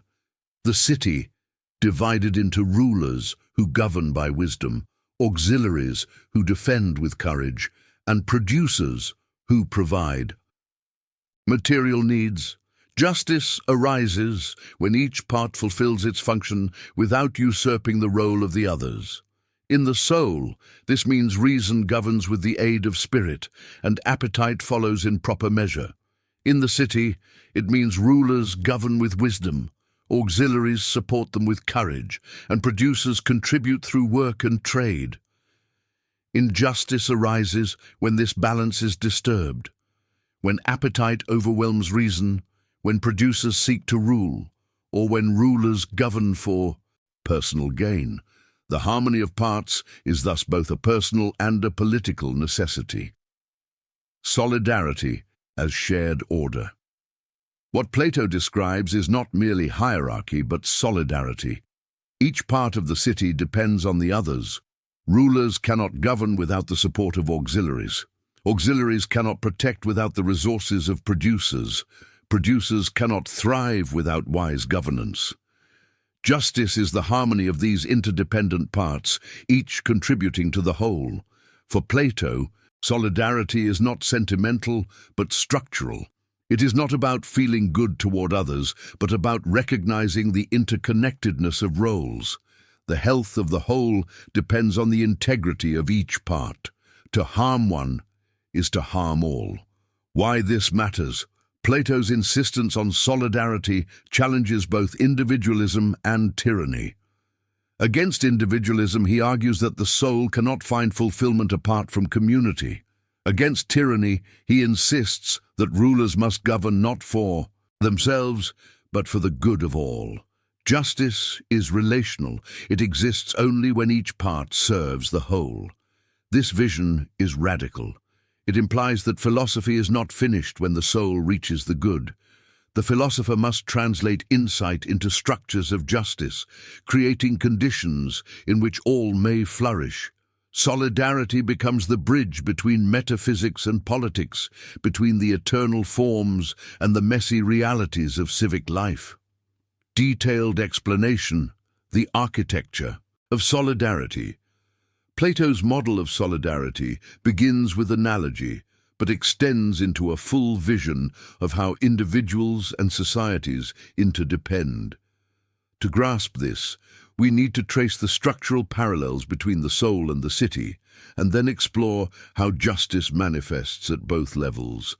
The soul's inner order, Plato, divides the soul into three parts. 1. Reason, logistikon. The part that seeks truth, deliberates about what is good, and guides the whole. 2. Spirit, thumos. The seat of courage, honor, and righteous indignation. It allies with reason to defend justice. 3. Appetite, epithumia. The part driven by desires for food, wealth, sex, and material pleasures. Justice in the soul occurs when reason rules, spirit supports, and appetite obeys in proper measure. Disorder arises when appetite usurps control or when spirit rebels against reason. The city's social order. This tripartite soul maps onto the structure of society. 1. Rulers, philosopher kings. Guided by wisdom, they deliberate on behalf of all. 2. Auxiliaries, warriors, guardians. Trained in courage, they defend the city and enforce the ruler's decisions. 3. Producers, farmers, artisans, merchants. Driven by desire, they supply material needs and sustain daily life. Justice in the city occurs when each class performs its function without interfering in the others. Producers should not attempt to govern, auxiliaries should not pursue wealth, and rulers should not exploit power for personal gain. Instead, each serves the whole, maintaining balance. Justice as harmony. Plato's key insight is that justice is not primarily about external actions, but about inner order. Just as a soul is just when its parts are in harmony, a city is just when its classes cooperate in balance. Justice is not reducible to laws or punishments. It is the structure of right relation. This definition radically reframes solidarity. It is not merely a moral preference, but an ontological necessity. A city cannot flourish without harmony, any more than a soul can. Solidarity is the recognition that one's own good is inseparable from the good of the whole. The role of education. How is this solidarity maintained? Through education. Plato insists that citizens must be trained from youth to love their proper role and to respect the harmony of the city. For producers, this means cultivating temperance, restraining desires so that they do not disrupt order. For auxiliaries, it means cultivating courage and loyalty to the ruler's wisdom. For rulers, it means the long ascent of philosophy, ensuring that they govern for truth, not self-interest. Education is thus the glue of solidarity.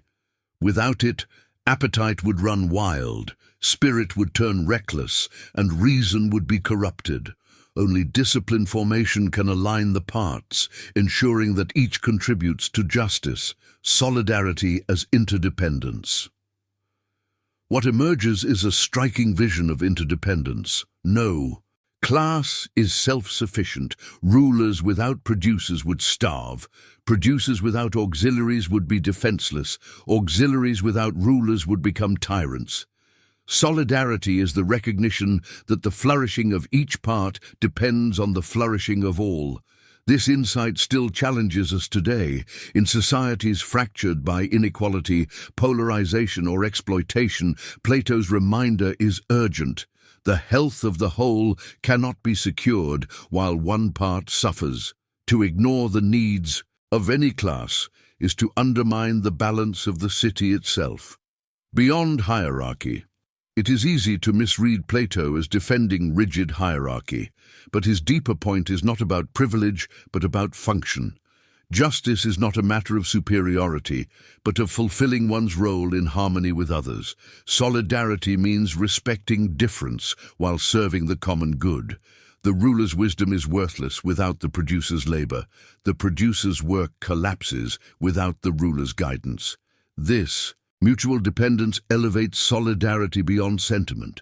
It is not optional charity, but the very structure of justice. To fail in solidarity is to fail in justice itself. Case study: solidarity versus corruption in Plato's regimes. Plato does not stop at describing the ideal city. He also maps the ways cities collapse when solidarity breaks down. In the Republic, Books 8 and 9, he offers a genealogy of regimes: timocracy, oligarchy, democracy, and tyranny, each a distorted reflection of justice. Examining these corrupt forms shows what happens when solidarity is lost. Timocracy, when spirit rules alone.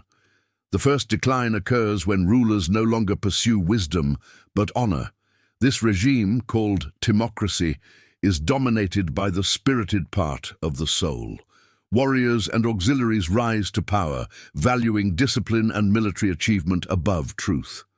At first glance, timocracy appears stable. Courage and order prevail.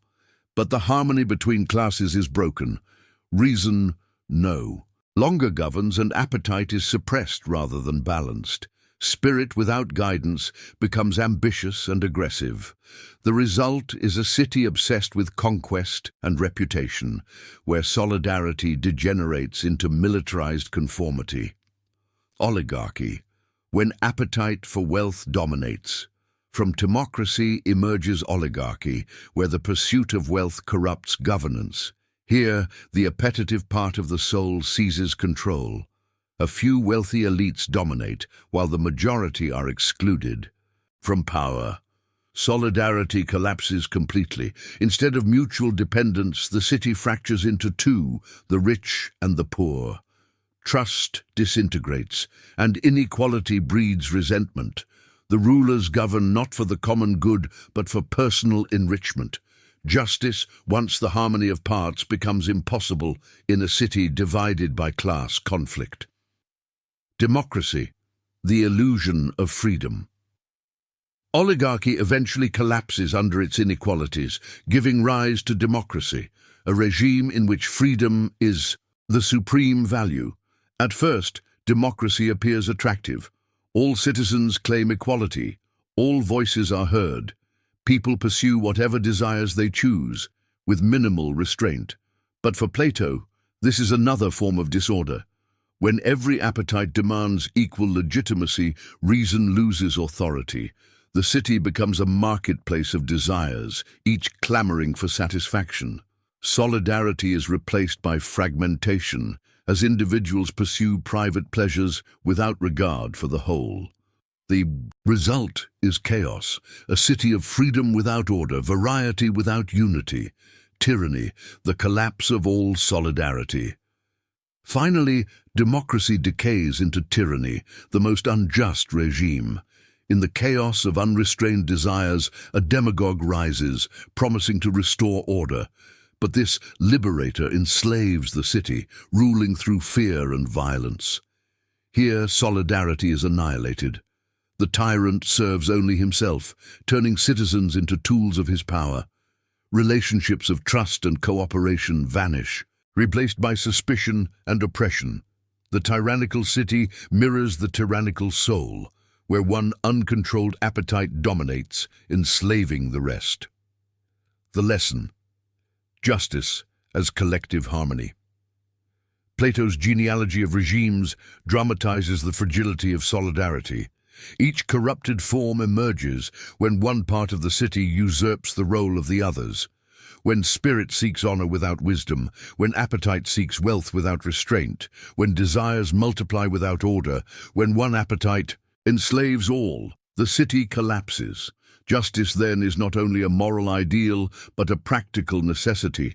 Solidarity is not optional, it is the condition of stability. Without it, cities descend into cycles of corruption, conflict, and collapse. Application to modern societies. Plato's analysis feels eerily contemporary. Modern states, too, wrestle with the temptations he described. Democracy echoes in militarized nations where honor and security overshadow wisdom. Oligarchy appears in societies dominated by economic elites. Democracy, in Plato's critical sense, mirrors our culture of unrestrained choice, where consumer desires crowd out shared purpose. Tyranny reappears whenever fear drives people to embrace authoritarian leaders. Plato's case study reveals that solidarity is fragile but indispensable. Without a shared orientation to truth and justice, societies fracture into conflict or fall into domination. His vision of the just city is not utopian fantasy, but a warning. Without harmony, corruption is inevitable. Practical implications. Living solidarity. Today, Plato's vision of solidarity is not confined to ancient cities. His insights speak directly to the challenges of modern life, where individuals and communities often fracture under the weight of inequality, division, and mistrust. What would it mean to live solidarity in our context? Personal life. Justice. Within. At the personal level, solidarity begins with the soul. To cultivate inner harmony is already to contribute to the harmony of society. A person whose reason governs, whose spirit supports, and whose desires are ordered becomes a just individual, capable of contributing wisely to the collective. This implies a responsibility. Before demanding justice from the world, one must begin with justice within. The reform of society cannot succeed without the reform of individuals. To live in solidarity is to live in balance, ensuring that our choices support, rather than disrupt, the common good. Civic life, institutions of balance. At the civic level, solidarity requires institutions that reflect Plato's insight into interdependence. Societies collapse when one class or interest dominates at the expense of the others. To sustain harmony, governance must balance wisdom, courage, and material needs. This does not mean reproducing Plato's rigid classes, but ensuring that expertise, protection, and production work together. Modern parallels might include rule of law, ensuring that wisdom, not raw power or wealth, guides decision-making. Checks and balances, preventing any one branch or group from usurping authority. Civic education, training citizens to recognize the difference between shadows and truth. Solidarity in civic life requires structures that foster cooperation rather than division, harmony rather than conflict. Global life, interdependence beyond borders. In an interconnected world, Plato's insight extends further. Just as no class can thrive without the others, no nation can flourish in isolation. Climate change, pandemics, and global inequality reveal the necessity of solidarity across borders. The health of the whole planet depends on recognition of interdependence. Plato's principle challenges nationalism and isolationism. Justice demands solidarity not only within cities but across humanity. The vision of harmony extends from soul to city to world. Nuances, the limits and dangers of solidarity. Yet Plato's vision also raises difficult questions. Solidarity, if misunderstood, can become conformity or oppression. Solidarity versus individual freedom. Critics argue that Plato's model sacrifices individuality for the sake of harmony. By assigning roles rigidly, rulers, auxiliaries, producers, does he stifle creativity and freedom? The challenge is to preserve solidarity without erasing diversity. True harmony, like a symphony, allows for difference within unity. The risk of idealism. Another nuance is the risk of utopianism. Plato's just city may never exist fully. If pursued dogmatically, the ideal can become oppressive, as rulers attempt to enforce harmony artificially. The danger is that in seeking solidarity, societies may impose uniformity, crushing the very spirit of justice they intend to cultivate. Plato himself acknowledges this tension. The Republic is not a blueprint for immediate implementation, but a philosophical model, a standard by which to measure real societies. Its function is not to dictate, but to inspire, reminding us of what justice requires, even when it cannot be fully achieved. Toward the wisdom of limits. Part 6 has revealed Plato's profound insight. Justice requires solidarity. The soul cannot be saved without the city, and the city cannot be just without the soul. Solidarity is the recognition of interdependence, the harmony of parts within a whole. But this raises a pressing question. How far can this harmony extend? What are the dangers of excess, when even noble ideals become destructive? For Plato, solidarity must be tempered by the wisdom of limits. Without recognizing boundaries, even philosophy can give way to extremism. Thus, in the next part, we will explore Part 7, the wisdom of limits. The danger of extremism, where Plato warns that every principle, when taken without measure, becomes its opposite. If solidarity secures harmony, limits secure balance. Part 7. The wisdom of limits, the danger of extremism. Opening, when good becomes too much. What happens when even noble ideals are pursued without restraint? Justice, courage, freedom, these are virtues. Yet pushed beyond measure, they can transform into their opposites. Justice into tyranny, courage into recklessness, freedom into chaos. Plato understood this paradox deeply. For him, wisdom lies not only in seeking the good, but in respecting the limits that preserve balance. Extremism is born when measure is lost. It is not merely the presence of bad intentions, but the excess of otherwise good principles. A city that exalts honor above all becomes militaristic. A society that prizes wealth without restraint becomes an oligarchy. A democracy that glorifies freedom without limit collapses into anarchy. Plato's warning is stark. Every virtue, if unmeasured, becomes a vice. Context: measure as the foundation of harmony.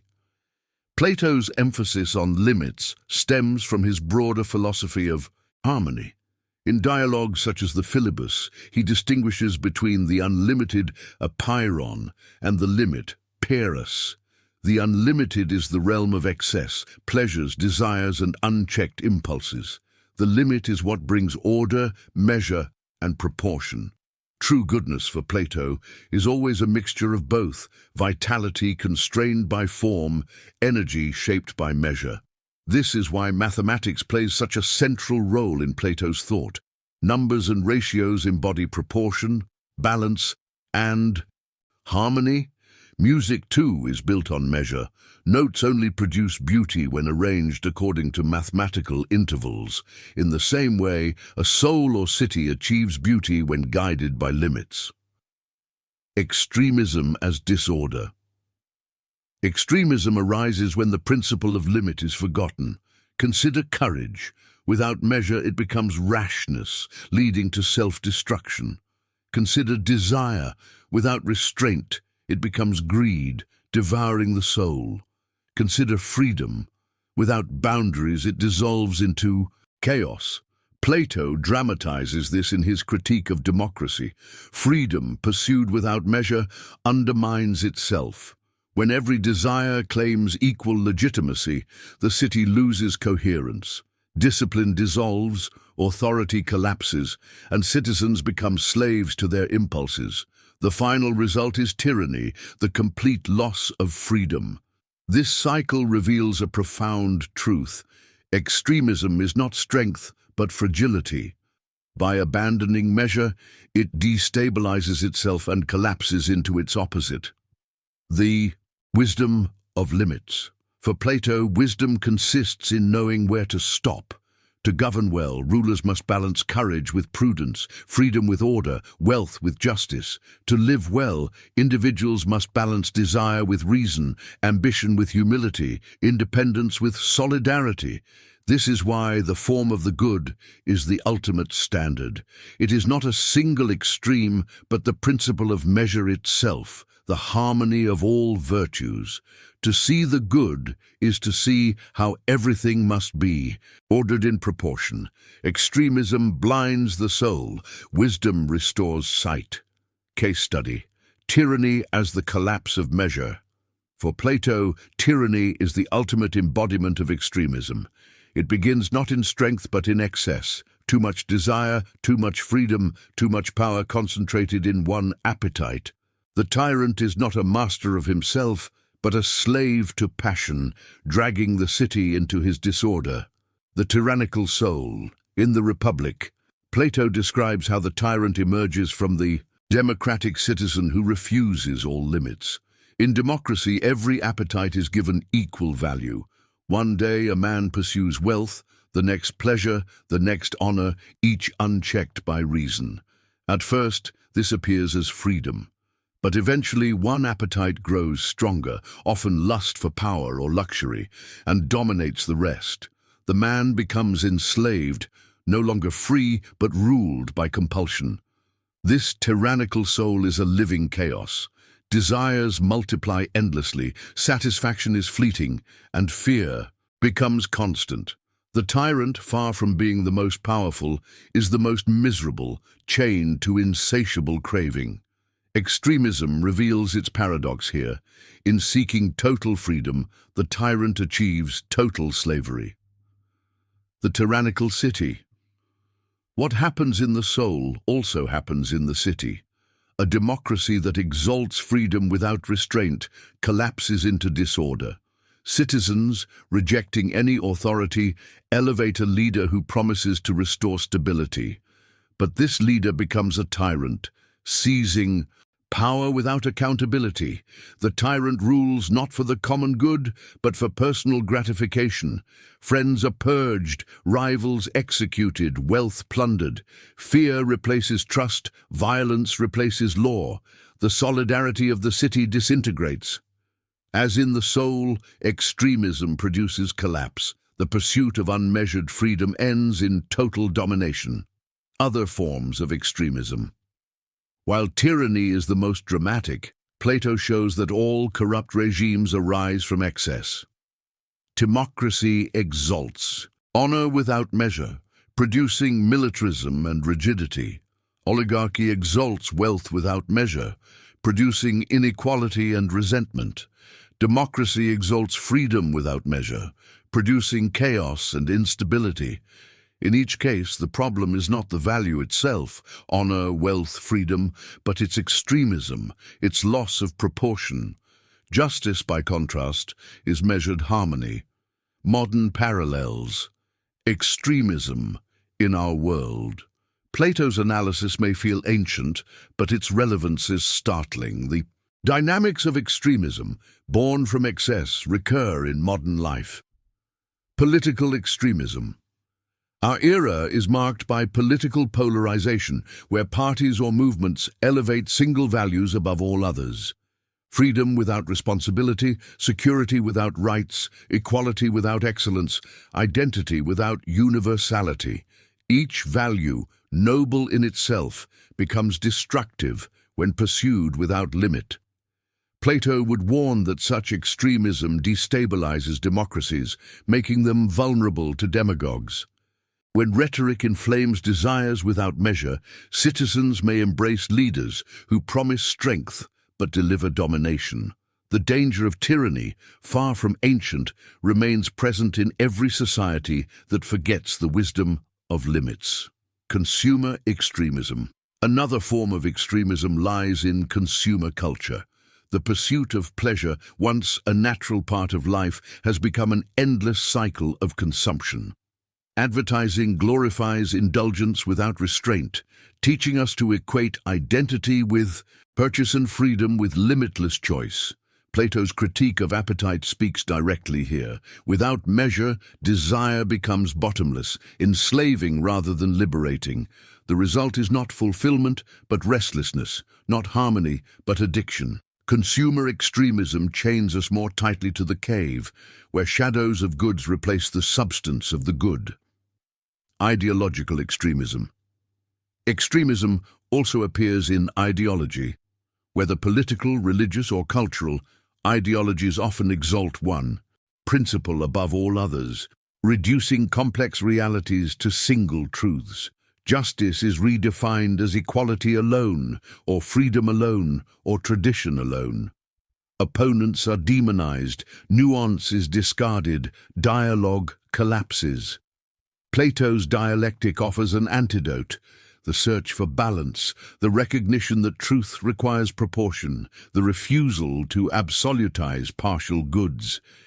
Ideological extremism thrives in the absence of philosophy, when citizens no longer question but cling to slogans. Practical implications: cultivating measure in life and society. Plato's warning against extremism is not abstract. It demands application. If every virtue can decay into vice when pursued without measure, then wisdom requires practices that safeguard balance. In personal life, the individual must constantly examine desires, ambitions, and values in the light of proportion. Courage must be tempered with prudence, lest it become recklessness. Freedom must be paired with responsibility, lest it dissolve into chaos. Ambition must be guided by justice, lest it degenerate into tyranny of the self. Philosophy thus becomes a daily discipline of self-examination. Socrates' maxim, "The unexamined life is not worth living," is here made concrete. Without reflection, we inevitably slip into excess. Measure requires vigilance. In education, education must train not only the intellect but also the capacity for proportion. The study of mathematics, music, and philosophy in Plato's academy was not arbitrary. It was an apprenticeship in harmony. Modern education, too, must cultivate this sensibility, teaching students to weigh arguments, to balance competing values, to recognize when a principle has become destructive through excess. Without such education, societies raise clever sophists or skilled technocrats, but not wise citizens. Extremism thrives where reflection is absent. In politics, political life especially requires measure. Plato warns that when factions elevate single values above all others, honor, wealth, freedom, the city collapses. The task of politics is not to exalt one principle, but to balance many, seeking justice as harmony. This does not mean compromise at all costs, but proportionate governance, where rights are balanced with duties, freedom with order, prosperity with equality. Statesmanship in Plato's sense is the art of measure, resisting the seduction of extremes, guiding citizens toward balance. In global life, the principle of limits extends beyond national borders. The modern world faces global challenges: climate change, technological disruption, economic inequality, that all demand balance. Pursuit of growth without restraint destroys ecosystems.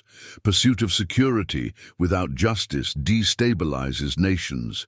Pursuit of innovation without ethics endangers humanity. Plato's wisdom of limits is thus urgently relevant. It reminds us that the good is not found in endless expansion, but in measured harmony, not in extremism, but in balance, nuances, the difficulty of measure. Plato's call to balance is compelling, but it raises challenges. The relativity of limits. How are limits determined? What one society considers excess, another may call normal. Plato roots measure in the eternal form of the good, but modern pluralism complicates the matter. Without agreement on higher standards, disputes over too much or too little risk devolving into conflict. The risk of conservatism. Another challenge is the danger of overemphasizing limits, which can become an excuse for stagnation. Societies that fear excess may suppress creativity, dissent, or reform. Plato himself has been accused of preferring stability to dynamism, order to freedom. The wisdom of limits must therefore guard against becoming mere conservatism. The courage to say, enough. Finally, the practice of measure requires courage. In a culture that prizes more wealth, more freedom, more growth, it is countercultural to say enough. Yet this is precisely Plato's point. Extremism thrives when no one dares to set boundaries. To live by measure is to resist the seductions of excess, even when society rewards them. Part 8. Philosophy in Action. Case Study 1. Plato and the Trial of Socrates. Opening. Philosophy meets history. Plato's philosophy is not an abstract system floating above the world. It was born in the crucible of events. The execution of Socrates in 399 BCE was not only the defining trauma of Plato's youth, but also the event that shaped his entire philosophical project. If earlier parts of our exploration have examined Plato's ideals, here we witness those ideals colliding with history.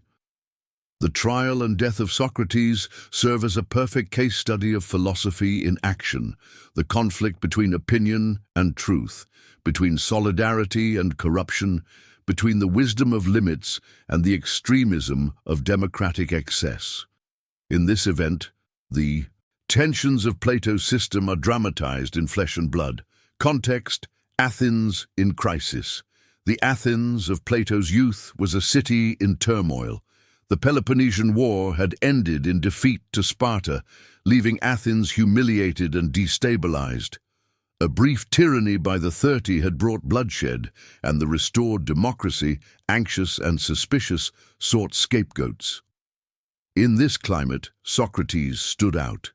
He challenged citizens' certainties, exposed contradictions in their beliefs, and refused to flatter the powerful.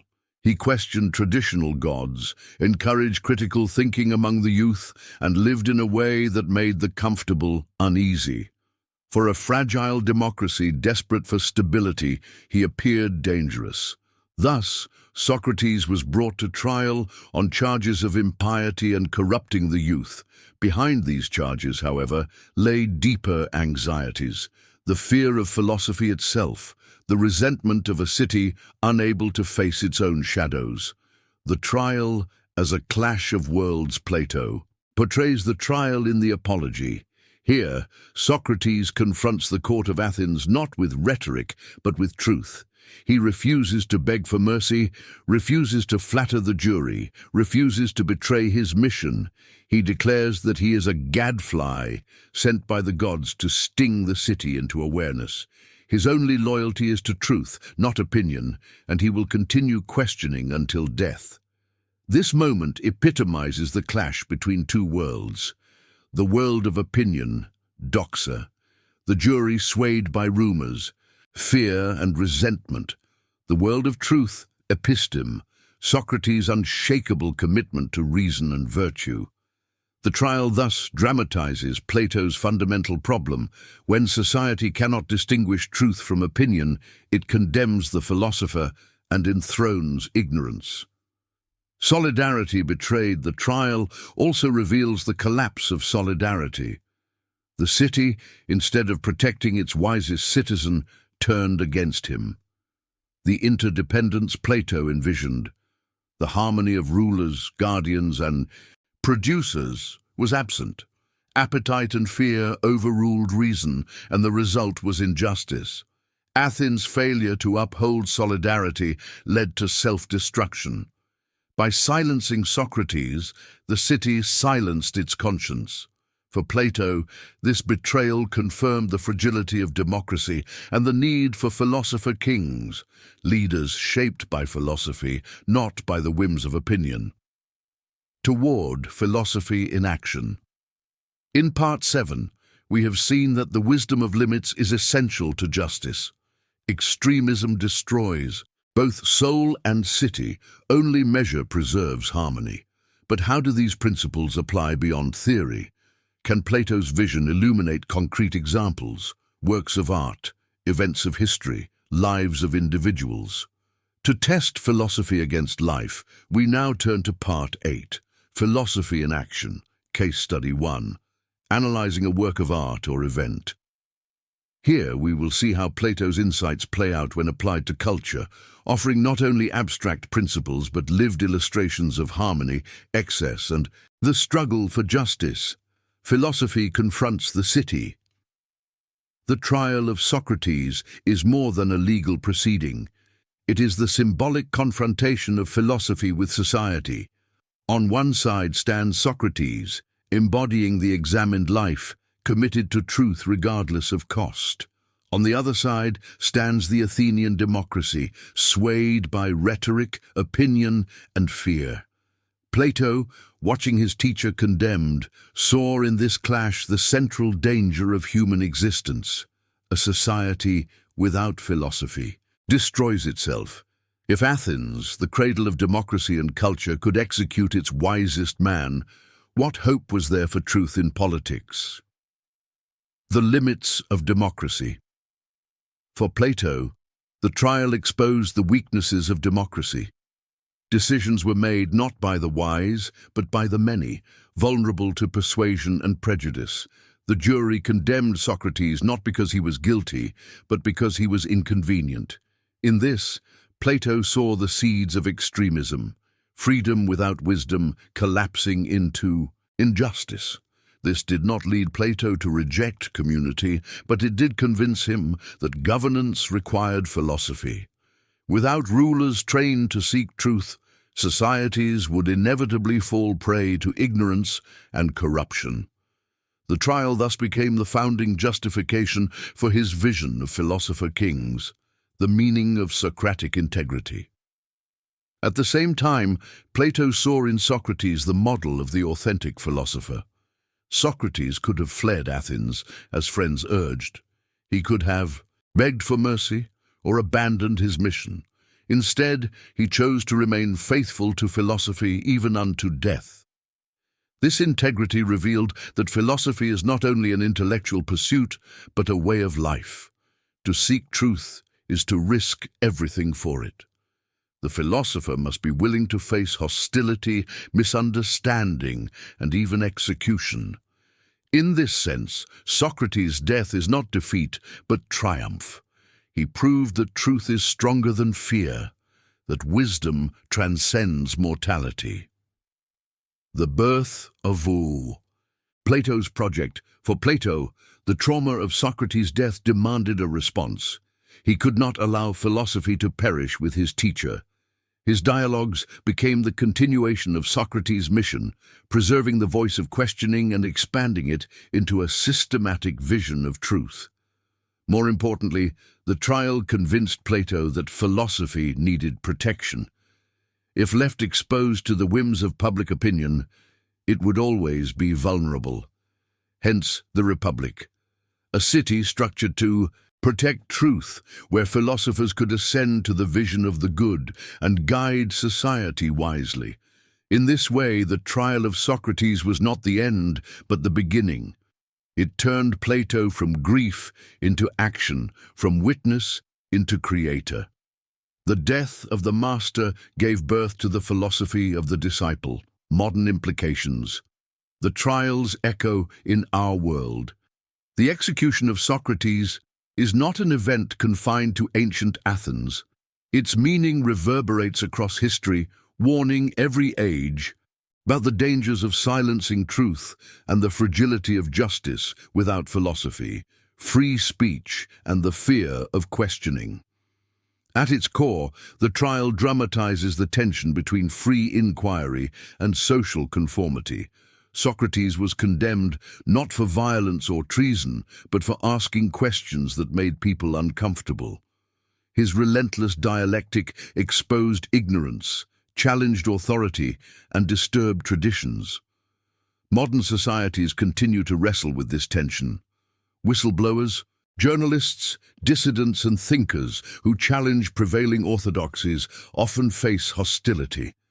Sometimes they are censored, sometimes they are exiled, sometimes, as in the case of Socrates, they pay with their lives. The trial thus reminds us that freedom of speech is fragile and that societies often fear the very voices they most need to hear. Truth versus opinion. Plato's account also illuminates the ongoing struggle between truth and opinion. The jury judged Socrates not on evidence, but on perception. Rumors, prejudices, and rhetorical persuasion outweighed reason. This dynamic persists in the age of mass media and social networks, where public opinion can be manipulated and truth drowned out by noise. The trial becomes a parable. When societies cannot distinguish truth from opinion, they risk condemning the wise and exalting the ignorant. Philosophy, therefore, is not optional. It is the discipline that preserves clarity amid confusion. The cost of philosophy. Socrates' death also testifies to the cost of philosophy. To pursue truth is to risk alienation, mockery, or worse. Philosophers, reformers, and visionaries across history from Giordano Bruno to Martin Luther King Jr., have faced persecution for challenging shadows. Plato's response underscores this reality. Philosophy is not a hobby, but a vocation demanding courage. The examined life is dangerous because it threatens illusions, but it is also the only life worthy of human dignity. The trial asks us, are we willing to bear the cost of truth, the responsibility of society? Finally, the trial raises questions not only for philosophers, but for communities. What responsibility does society bear toward its truth seekers? Will it nurture them, or will it silence them? Plato's Athens failed this test, and the result was cultural shame. Modern societies must learn from this failure, recognizing that solidarity depends on protecting voices of wisdom, not suppressing them. The trial as a mirror. Ultimately, the trial of Socrates is not just about Athens, it is about us. Every society faces the temptation to silence what it cannot understand, to punish what it fears, to elevate opinion above truth. Every citizen faces the choice between comfort in shadows and courage in light. Plato preserved the trial not only as history, but as mirror. To read the Apology is to be placed on the jury, to hear Socrates' voice asking, "What will you choose, shadows or truth, fear or wisdom, conformity or philosophy?" The trial thus becomes philosophy in action, its risks, its costs, its necessity. Without philosophy, society betrays solidarity, abandons measure, and falls into extremism. With philosophy, it gains the chance for justice, clarity, and freedom. From this event, Plato's entire project gained urgency. The need to protect philosophy, to pursue truth beyond opinion, to anchor society in wisdom. But the trial is not the only stage where Plato's ideas meet reality. In the next part, we turn to another case study, Part 9, Philosophy in Action, Case Study 2. Analyzing another work or event. Here, we will explore how Plato's vision applies to culture beyond politics, through art, literature, or historical moments that embody the struggle between shadows and light. Part 9, Philosophy in Action, Case Study 2, Plato and the Matrix opening, ancient shadows in a modern theater. At first glance, Plato's Athens and Hollywood's futuristic dystopias seem worlds apart. Yet in 1999, the Wachowski siblings released The Matrix, a film that catapulted Plato's allegory of the cave into global consciousness. Audiences were confronted with the haunting possibility that their lives were illusions, shadows projected by hidden forces. The film's iconic premise, that humanity is trapped in a simulated reality, mistaking digital shadows for truth, echoes directly the image of prisoners chained in the cave, mistaking flickering images for reality. When Morpheus offers Neo the choice between the red pill and the blue pill, the audience hears Plato's question, will you stay with the shadows or will you face the painful light of truth? Context: the cave. Reimagined, Plato's allegory depicts prisoners chained in darkness, forced to watch shadows on the wall, unable to turn their heads. If one escapes and sees the world outside, he experiences both pain and revelation. Should he return to free the others, they resist, preferring familiar illusions to difficult truth. The Matrix retells this allegory in the language of technology. Humans are plugged into a virtual reality controlled by machines, their bodies immobilized, their minds deceived. Neo, like the freed prisoner, undergoes the painful awakening. His eyes burn in the real world because he has never used them before. The film dramatizes Plato's insight. Liberation is not pleasant. To awaken from illusion requires courage, endurance, and willingness to endure pain. Truth is difficult, but indispensable. The red pill as philosophy. The red pill represents philosophy itself. It is the decision to question appearances, to reject comforting illusions, and to pursue reality no matter the cost. Neo's choice mirrors the task Plato sets for all philosophers, to ascend from opinion, doxa, to knowledge, episteme, from shadows to truth. This is why the film resonates so deeply. It captures the existential stakes of Plato's Allegory. Every viewer is confronted with the question, am I living in shadows? Am I willing to take the red pill? The allegory, far from being ancient abstraction, becomes a challenge to modern life. Solidarity and resistance. Like Plato's freed prisoner who must return to the cave, Neo's awakening carries responsibility. He cannot remain in the real world alone. He must return to liberate others. His struggle against the machines mirrors the philosopher's struggle against ignorance and resistance. Most humans in the Matrix reject liberation, preferring comfortable illusions. This reflects Plato's warning. People often resist truth, clinging to shadows rather than enduring the pain of ascent. The film thus embodies the danger and necessity of philosophy in action. Awakening is not only personal but collective. Truth demands solidarity. To see reality obliges one to share it, even at the risk of rejection or hostility. Detailed analysis, shadows, chains, and liberation. The cave and the matrix. Plato's cave is a prison of ignorance. Prisoners, chained since birth, see only shadows cast on a wall. They believe these shadows are reality, for they know nothing else. The matrix is a technological translation of this prison. Humanity, plugged into. Machines experiences digital illusions mistaken for life. Both environments are constructed realities, sustained by forces of control, designed to prevent questioning. The crucial insight is that illusion is comfortable. The prisoners in the cave resist leaving. Cypher in the Matrix betrays his comrades for the pleasure of returning to the simulation. Shadows, though false, provide security. Reality, though true, brings difficulty. Plato and the Wachowskis alike insist, human beings often prefer comforting lies to painful truth. The shadows and the digital world. In the cave, shadows are cast by objects manipulated behind the prisoners. They are partial, deceptive representations. In the Matrix, shadows take the form of digital projections. Streets, restaurants, jobs, pleasures. Both systems produce images without substance, illusions that satisfy without fulfilling. This is why Neo's awakening is traumatic.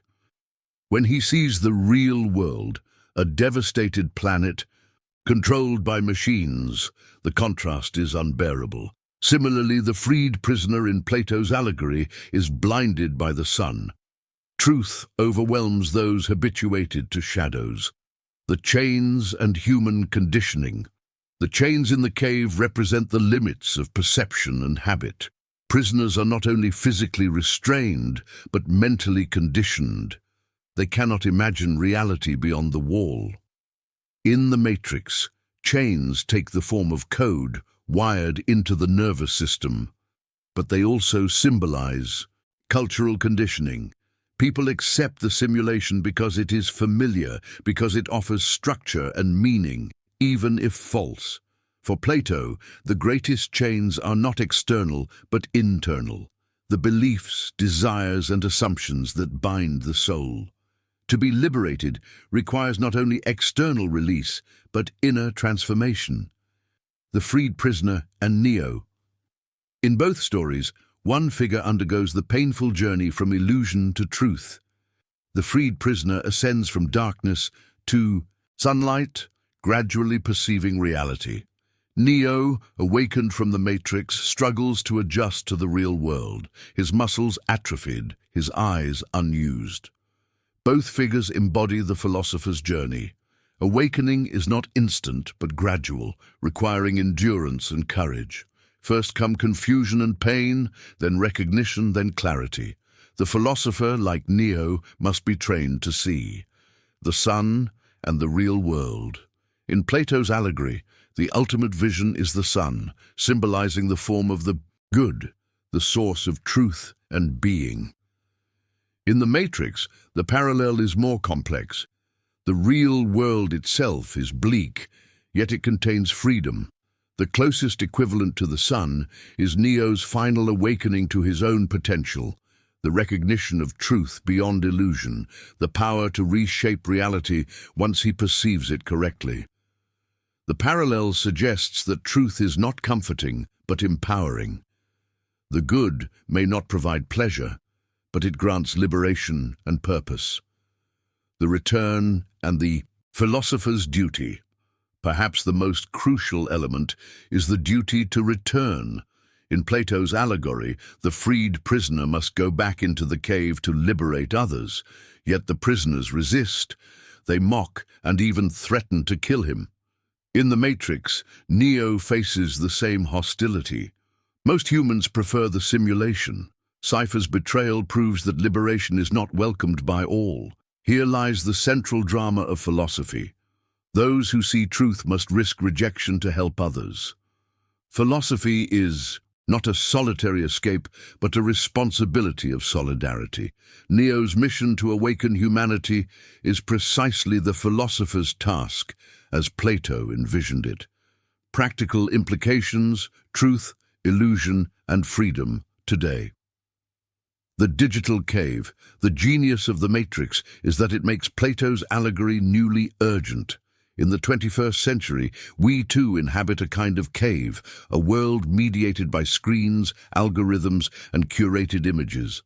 Social media feeds, advertising, and entertainment construct environments of shadows, representations without substance, that shape perception and desire.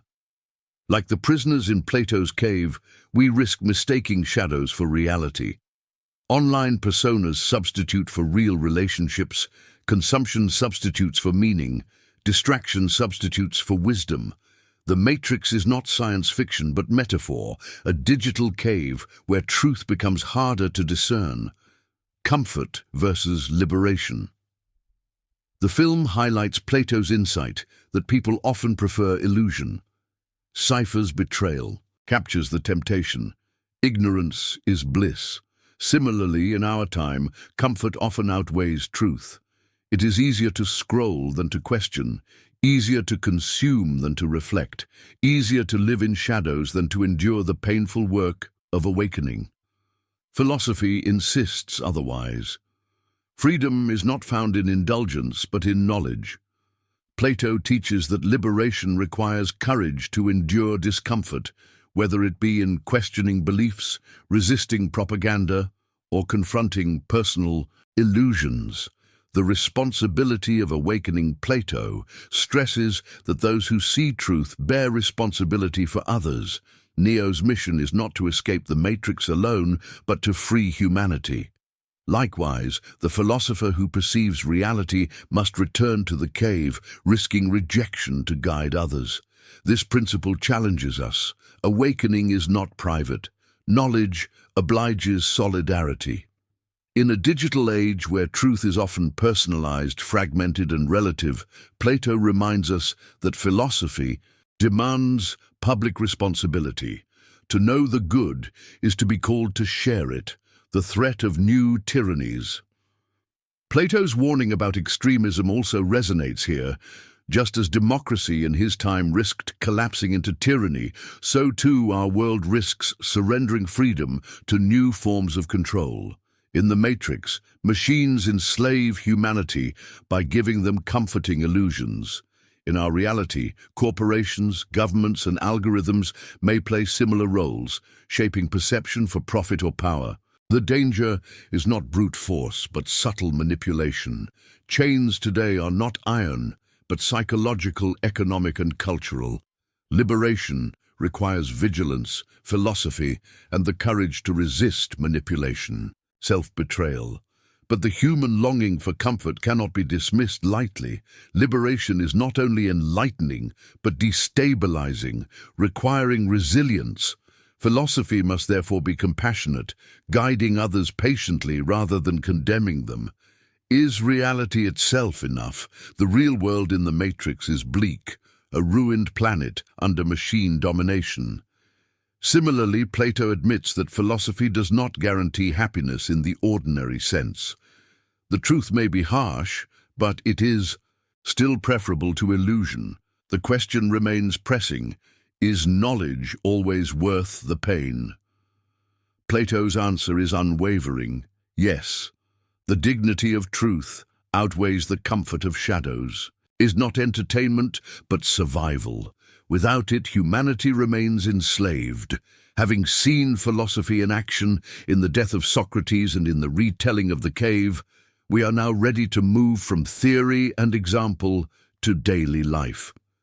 The next question is practical. How should one live? How can Plato's insights shape ethics, guiding the choices of ordinary individuals in the pursuit of authenticity? This leads us to part 10, the ethics of authenticity. How to live the concept in daily life, where Plato's vision will meet the concrete challenges of personal existence, bridging philosophy and everyday practice. Part 10, the ethics of authenticity, how to live. Plato's ideas in daily life. Opening, philosophy as a way of life. For Plato, philosophy is not an abstract exercise for academics. It is a way of life, demanding that individuals align their souls with truth and justice.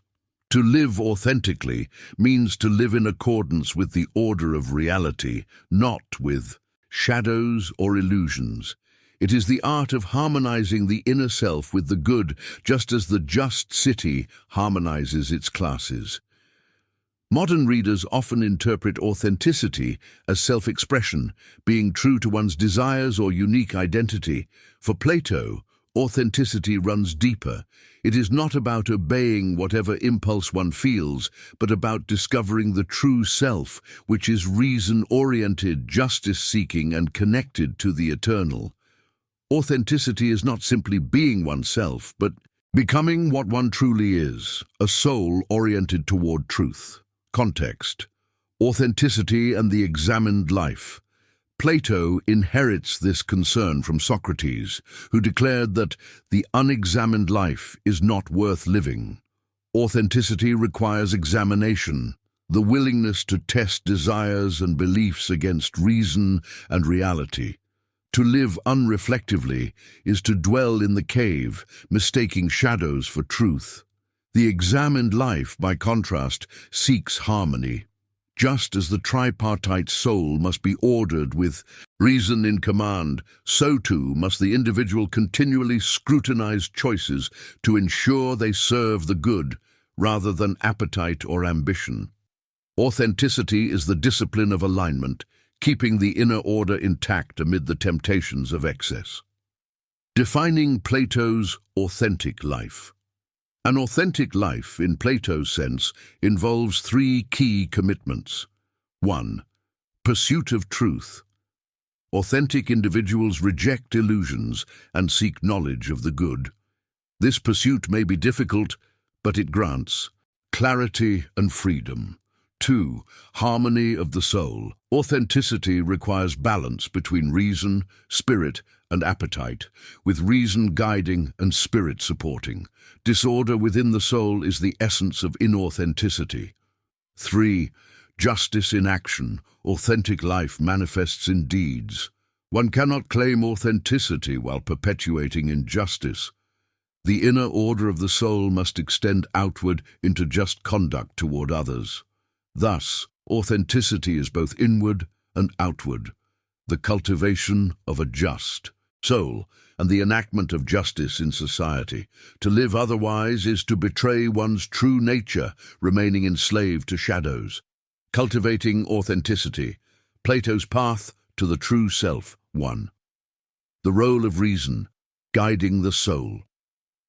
For Plato, authenticity begins with reason. The rational part of the soul is the faculty that discerns truth, measures desires, and directs action. Without reason in command, life descends into confusion. Appetites pull one way, ambitions another, leaving the self fragmented. To cultivate authenticity, therefore, one must practice the art of questioning and reflection.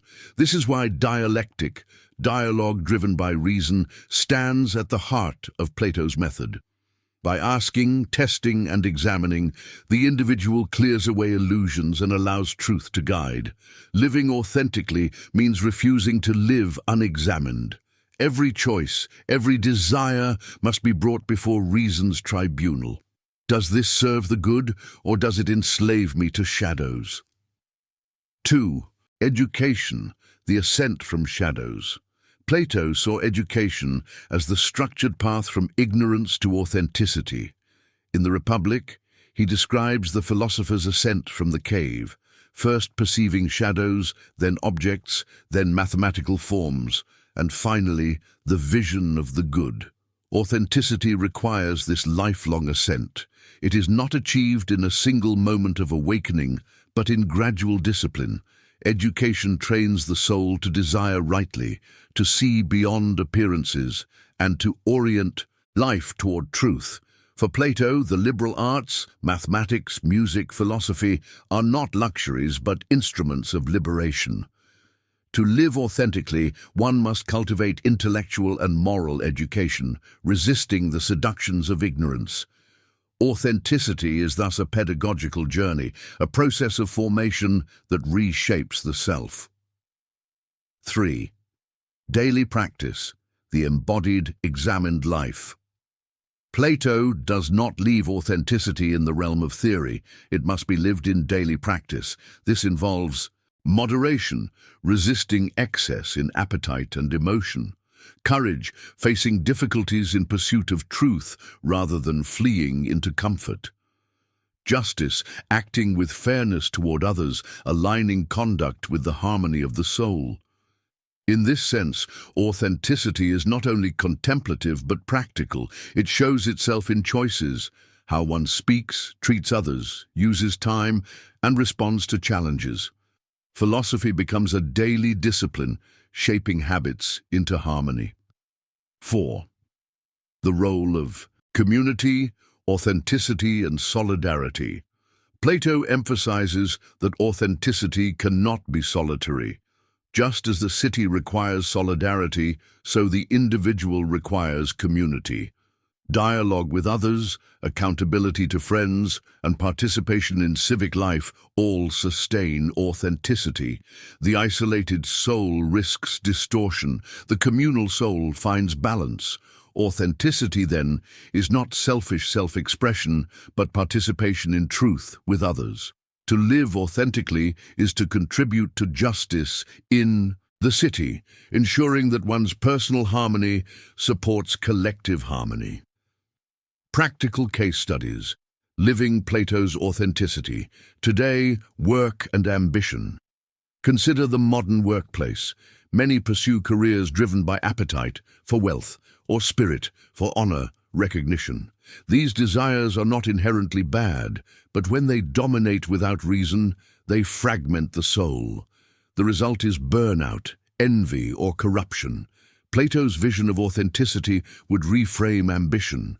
Work should not merely serve appetite or ego, but align with justice and the good. The authentic professional asks, does this path cultivate harmony in my soul? Does it contribute to the common good? In this way, reason disciplines ambition, turning it from vanity into vocation. Relationships and love. Plato's Symposium provides another lens on authenticity, the ladder of love. Ordinary desire begins with attraction to bodies, but the authentic lover ascends toward appreciation of the soul, then of knowledge, and ultimately of the form of beauty itself. In modern relationships, authenticity means resisting the reduction of love to mere pleasure or possession. It requires recognizing the beloved as a partner in the pursuit of truth and virtue. Authentic love uplifts, educates, and harmonizes rather than enslaves. To live authentically in love is to see beyond appearances to the eternal spark in the other. Civic life and justice. Plato insists that authenticity is not private, but political. The just soul naturally contributes to the just city. In modern terms, this means participating in civic life responsibly, voting thoughtfully, engaging in dialogue, resisting extremism, and supporting justice even when unpopular. The authentic citizen does not retreat into apathy or cynicism. Instead, they embody solidarity, ensuring that personal harmony serves communal harmony. To withdraw entirely is to betray the philosopher's duty to return to the cave. Technology and shadows. In a digital age, authenticity faces new challenges. Social media encourages the performance of identity, shadows curated for approval. The danger is living not for truth, but for appearances, becoming a prisoner in a virtual cave. Plato's call to authenticity urges resistance. The examined life requires stepping back from screens, questioning narratives, and seeking real rather than simulated connection. The authentic self cannot be reduced to a profile. It must be anchored in reason and oriented toward the good. Remain free alone. The philosopher cannot live only for themselves. Authenticity demands solidarity, a readiness to bear the burden of guiding others. The imperfection of human effort. Plato recognizes that full authenticity is rare.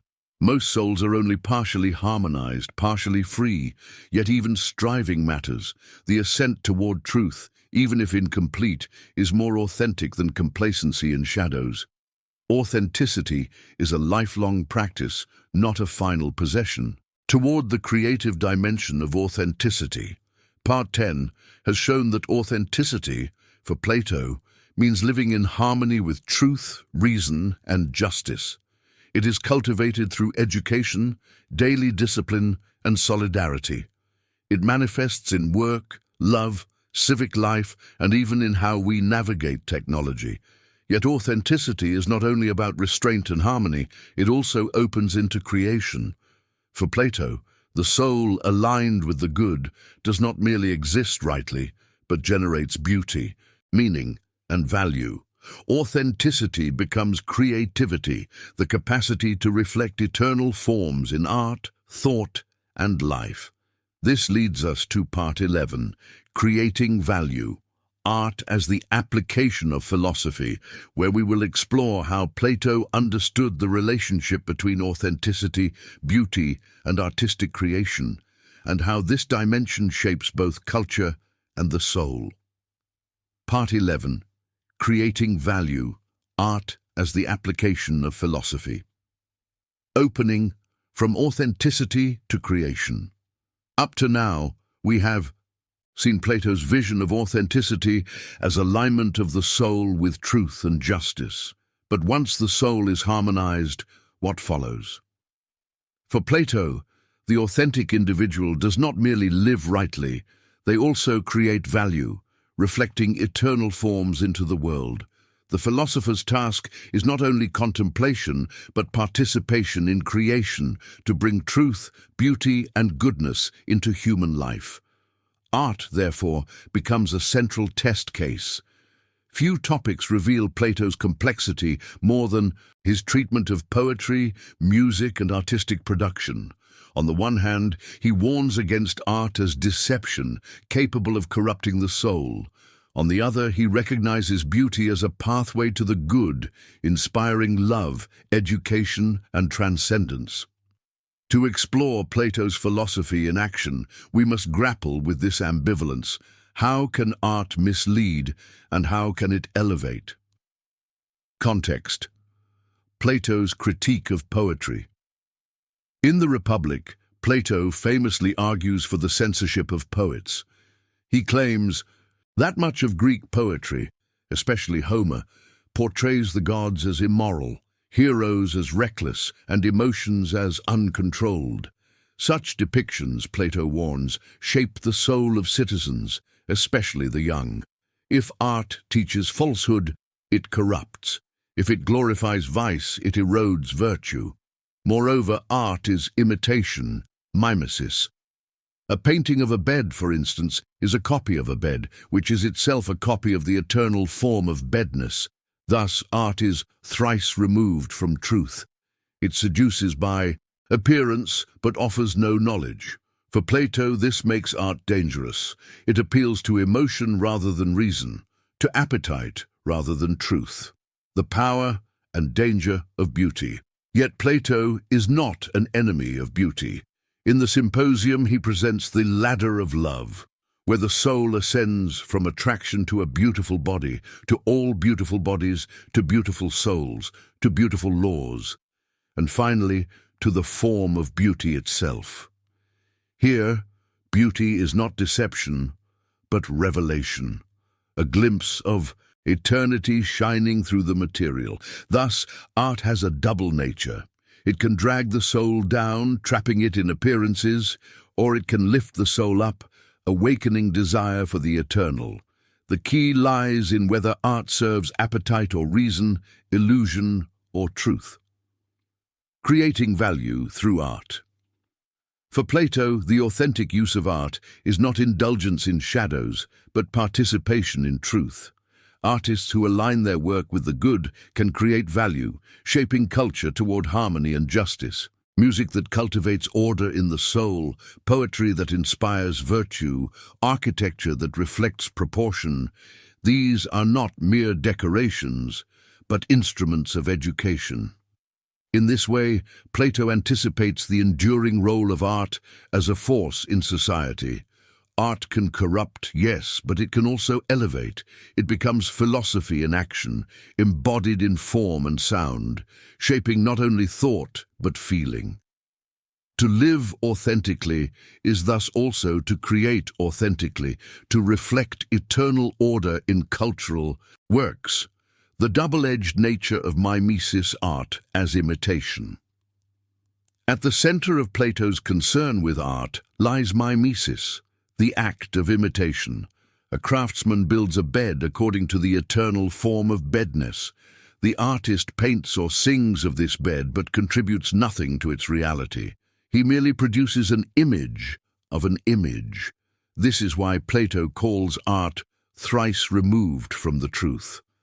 The danger, then, is that audiences confuse imitation for reality. Just as the prisoners in the cave mistake shadows for truth, so citizens may mistake poetic tales or theatrical performances for wisdom. If Achilles is glorified in rage, young men may believe rage is noble. If the gods are depicted as deceitful, citizens may feel justified in deceit. Imitation, unchecked, reshapes values. Art as seduction. Plato fears not only the falsehood of art, but its power. Unlike philosophy, which persuades through reason, art appeals to emotion. A tragic play can make the audience weep. A rousing song can stir a crowd to war. This power is double-edged. It can be used to inspire virtue, but it can also bypass reason, planting disorder in the soul. Here we see Plato's consistency. Just as appetite must be guided by reason, so too must art be governed by philosophy. Left unchecked, it risks ensnaring souls in passion and illusion. Ally. Beauty attracts the soul, awakens desire, and sets it on a path of ascent. A young lover begins with attraction to one body, then to many, then to the beauty of the soul, then to beautiful laws and knowledge, and finally to the eternal form of beauty itself. This ladder of love shows that beauty can be a guide. While art may present images, if those images point beyond themselves to truth, they become educational. A statue of harmony, a song of justice, a poem of virtue. These are not deceptions, but invitations to ascend. Beauty, as glimpse of the eternal Plato's metaphysics, suggests that beauty has a unique role. It is the most accessible of the forms. Whereas the form of justice may be abstract and difficult to grasp, beauty shines visibly in symmetry, proportion, and order. The sight of beauty arrests the soul, creating wonder and desire. In this sense, beauty is the philosopher's doorway to the eternal. Thus, the authentic role of art is to awaken this desire, Art does not give truth directly, but it stirs the longing that leads the soul toward. Elevating art aligns with reason, music with balanced rhythms, training the soul in harmony. Architecture reflecting proportion, instilling order. Poetry that praises virtue, courage, and wisdom. These forms educate desire, teaching citizens to love what is noble. In this way, art becomes philosophy's ally, shaping not only thought, but the very texture of the soul. Practical implications. Plato's theory of art in the modern world. The media as the new poets. Plato, Homer shaping the moral imagination of Greece. Today, the role once held by poets is largely taken by media. Films, television, music, advertising, and social networks. These forms, like ancient poetry, imitate reality and construct narratives. They do not simply entertain, they educate desire. If Plato were alive today, he would likely see Hollywood blockbusters, Instagram feeds, and viral songs as the new Homeric epics. Each offers images and stories that mold values, bypassing reason. When a film glorifies violence, when an ad equates happiness with consumption, when social media rewards vanity, Plato would warn that souls are being corrupted through shadows. His critique raises a pressing question. What kind of culture are we creating? Are our artistic and technological forms leading souls upward toward truth or downward into illusion? Music, rhythm, and the soul. Plato pays special attention to music, insisting that rhythm and harmony, character of citizens. Modern neuroscience confirms this intuition. Music influences mood, memory, and behavior. Plato would not be surprised by studies showing that children's development is affected by musical training or that aggressive lyrics can increase hostility. In our time, the question becomes, how do we curate the soundscape of our lives? If music can cultivate order, it can also foster chaos. Plato's ethics of authenticity extends here. To live rightly is to only what we consume, but what we allow to shape our inner harmony. The visual environment, architecture, and design. Plato also saw value in proportion and symmetry, which find expression in architecture. A city built in harmony with measure educates its citizens toward order. A city built without proportion disorients. Modern urban design, advertising, and digital interfaces all participate in this shaping of the soul. If skyscrapers, billboards, and endless scrolling feeds perception, they risk training citizens to desire excess, but environments of proportion, whether in architecture, parks, or even thoughtfully designed technology, can educate toward harmony. Plato would argue that the aesthetics of our surroundings are never neutral. They are moral forces, art as an ally of philosophy. Despite his critiques, Plato's ultimate vision is not to abolish art, but to align it with philosophy. Authentic art is that which educates desire, awakens eternal, and reflects harmony. In practice, this means encouraging works that foster justice, truth, and solidarity. Great films that ask profound questions. The Matrix, 12 Angry Men, novels that probe the depths of the soul, Dostoevsky, Toni Morrison. Music that stirs noble emotions, or architecture that embodies proportion, all these represent the kind of art Plato could embrace. They are not distractions, but invitations to philosophy implies that artists, writers, and creators bear immense responsibility. Their work shapes the inner lives of audiences. To create is not morally neutral. It either educates upward or corrupts downward. In a culture where content is produced at dizzying speed, this responsibility becomes heavier. Plato would urge creators to ask, does this work reflect harmony or chaos? Does it awaken desire for truth or trap souls in illusion? The philosopher's demand is not for its own sake but guidance. Art must be accountable. Power, politics, authority, and governance determine the conditions in which authenticity and creation can flourish or collapse. This leads us to part 12. Power and Society. Plato's Critique of Modern Politics, where we explore how his warnings about extremism, tyranny, and the fragility of democracy illuminate our own political struggles in the 21st century. Part 12.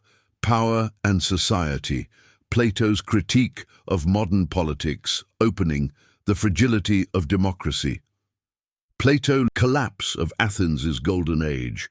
He watched his city descend from cultural brilliance to political chaos, from democratic pride to defeat in war, from lofty ideals to the execution of Socrates. For him, these experiences revealed not only the fragility of political systems, but also the profound responsibility of power. Plato's reflections in the Republic and the Laws remain some of the sharpest critiques of politics ever written. His diagnosis is unsettling. Societies, freedom without wisdom, fall into disorder, paving the way for tyranny. To understand Plato's critique is to confront our own vulnerabilities in an age of populism, polarization, and manipulation. The Cycle of Regimes. In Book 8 of the Republic, Plato outlines the degeneration of political regimes. 1. Aristocracy, rule of the best, guided by wisdom. 2. Timocracy, rule of honor, dominated by ambition. 3. Oligarchy, rule of the wealthy, driven by greed. 4. Democracy, many exalting freedom. 5. Tyranny, rule of one fueled by fear and excess. Each stage, Plato argues, contains seeds of its downfall. Aristocracy decays into ambition, ambition into greed, greed into chaos, and chaos into tyranny. The cycle is tragic. Without philosophy, no political system can sustain justice.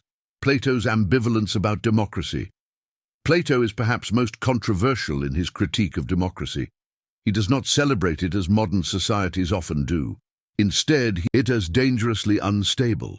In a democracy, he claims, citizens pursue freedom without measure. Each follows personal desire, rejecting authority, tradition, or restraint. The result is disorder. The city is full of many things, equal rights for equal and unequal alike. This unrestrained freedom, Plato warns, breeds resentment, polarization, and distrust of expertise. Leaders become demagogues, flattering the crowd rather than guiding it. Eventually, citizens, exhausted, surrender power to a tyrant who promises order. The death of Socrates illustrates this danger. Democracy, swayed by opinion, condemned the wisest man in Athens. For Plato, this was proof. When freedom lacks philosophy, it devours wisdom itself. The philosopher's alternative. Yet Plato does not despair. His solution is radical. Rulers must be philosophers, trained not in rhetoric or wealth, but in truth. Only those who have ascended from the cave, seen the form of the good, harmonized their own souls, can govern justly. This does not mean that philosophers seize power for themselves. Rather, Plato imagines a reluctant leadership. Those who least desire to rule are best suited to do so because they govern not for personal gain, but for justice. Philosopher kings, in his vision, are guardians of harmony, ensuring that society reflects the order of the soul, reason guiding, spirit supporting, appetite restrained. This is not utopian fantasy for necessity. Without wisdom at the helm, power becomes corruption. Plato's critique, applied to the modern world, populism, and the seduction of the crowd. Plato feared that democracy's obsession with freedom would invite demagogues, leaders who manipulate rather than guide. In Book 8 of the Republic, he describes the democratic leader as a flatterer who echoes the crowd's desires, telling citizens what they want to hear instead of what they need to learn. This analysis modern populism. Across the globe, populist leaders rise by appealing to fear, resentment, or nostalgia, often undermining institutions of reasoned governance. They thrive not on wisdom, but on spectacle, constructing narratives that resemble shadows in the cave. Citizens chained by emotion and illusion applaud their own manipulation. Plato would argue that such leaders are not true rulers, but servants of appetite. Their governance cannot sustain justice, for it lacks truth.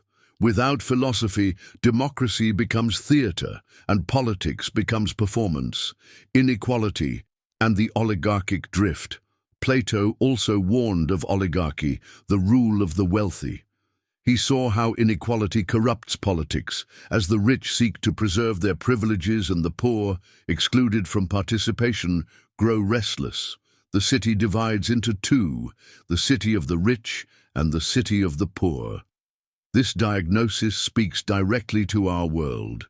Rising economic inequality, constant wealth, and corporate influence on politics all reflect the oligarchic drift.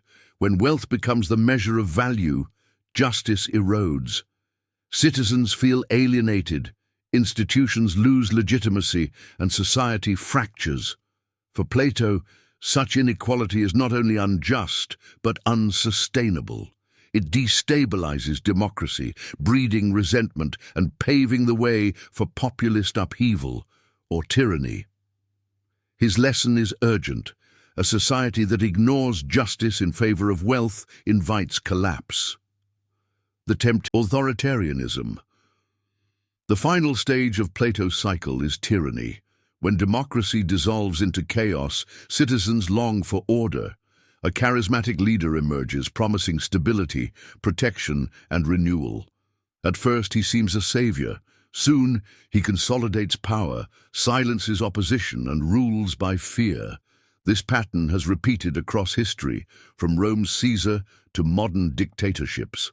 Plato's description of tyranny eerily anticipates totalitarian regimes, surveillance, purges, and the cult of personality. The tyrant, Plato insists, is not free but enslaved to his own appetites. His city mirrors his soul, chaotic, fearful, unjust. Modern authoritarianism, whether in overt dictatorship or subtler erosion of freedoms, exemplifies Plato's warning. Citizens may trade liberty for security, mistaking shadows for stability. But the cost is immense.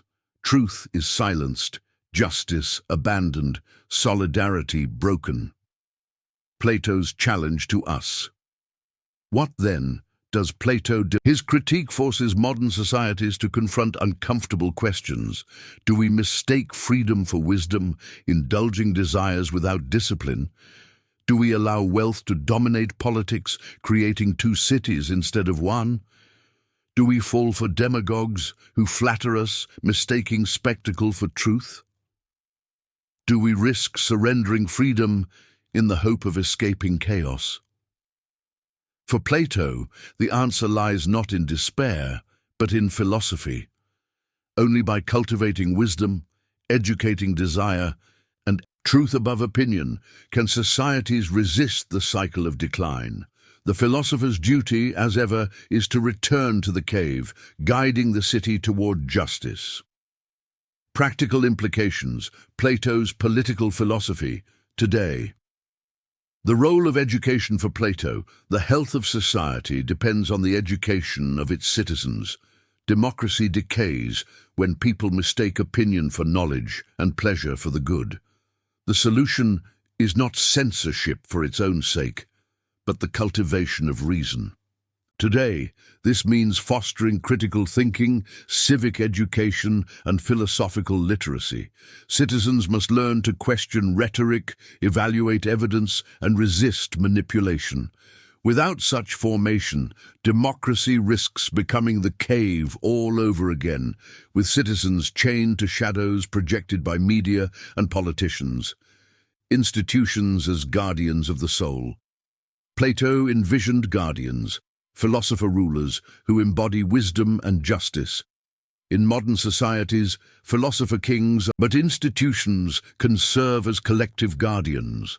Independent courts, free press, universities, and ethical leadership can play the role of reason guiding the city. Yet these institutions survive only if citizens defend them. When neglected or undermined, they erode, and appetite or spirit dominate. Plato reminds us, institutions reflect the soul of the city. Their decay signals inner disorder. Balancing freedom and order. Plato's critique of democracy is not a rejection, but a warning against its excess. True freedom is not license to indulge every impulse, but the capacity to live in harmony with truth. Applied politically, this means societies must balance liberty with responsibility, rights with duties. Modern debates about regulation, free speech, and public order often ignore this balance. Plato would argue that freedom without guidance is not genuine liberty, but slavery to appetite. The task of politics is to secure freedom through freedom from justice. Leadership as reluctant service. Plato's philosopher-king model suggests that true leaders are those who least desire power for its own sake. In practice, this means cultivating leaders motivated not by wealth, vanity, or ambition, but by service. It also means designing systems that discourage corruption, where power is treated as responsibility, not prize. Modern societies often reward charisma over wisdom, spectacle over substance. Plato's countercultural. Leaders must be trained in philosophy, guided by truth, and accountable to the good. Without such discipline, leadership becomes performance, and politics degenerates into theater.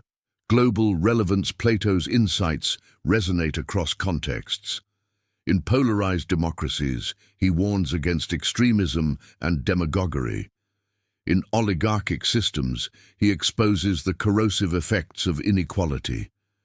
In authoritarian regimes, he reveals the soul of tyranny, fear, and disorder. All his message is the same. Without philosophy, power corrupts. With philosophy, power can serve justice. The task is to integrate wisdom into political life, not as abstraction, but as leadership rooted in philosophy. But Plato's thought is not only about politics and power. He also draws from deeper cultural roots, Greek traditions, myths, and values that shaped his vision of the good life. To fully grasp his philosophy, we must explore these foundations, the influence of Hellenic culture, Mediterranean values, and mythic imagination.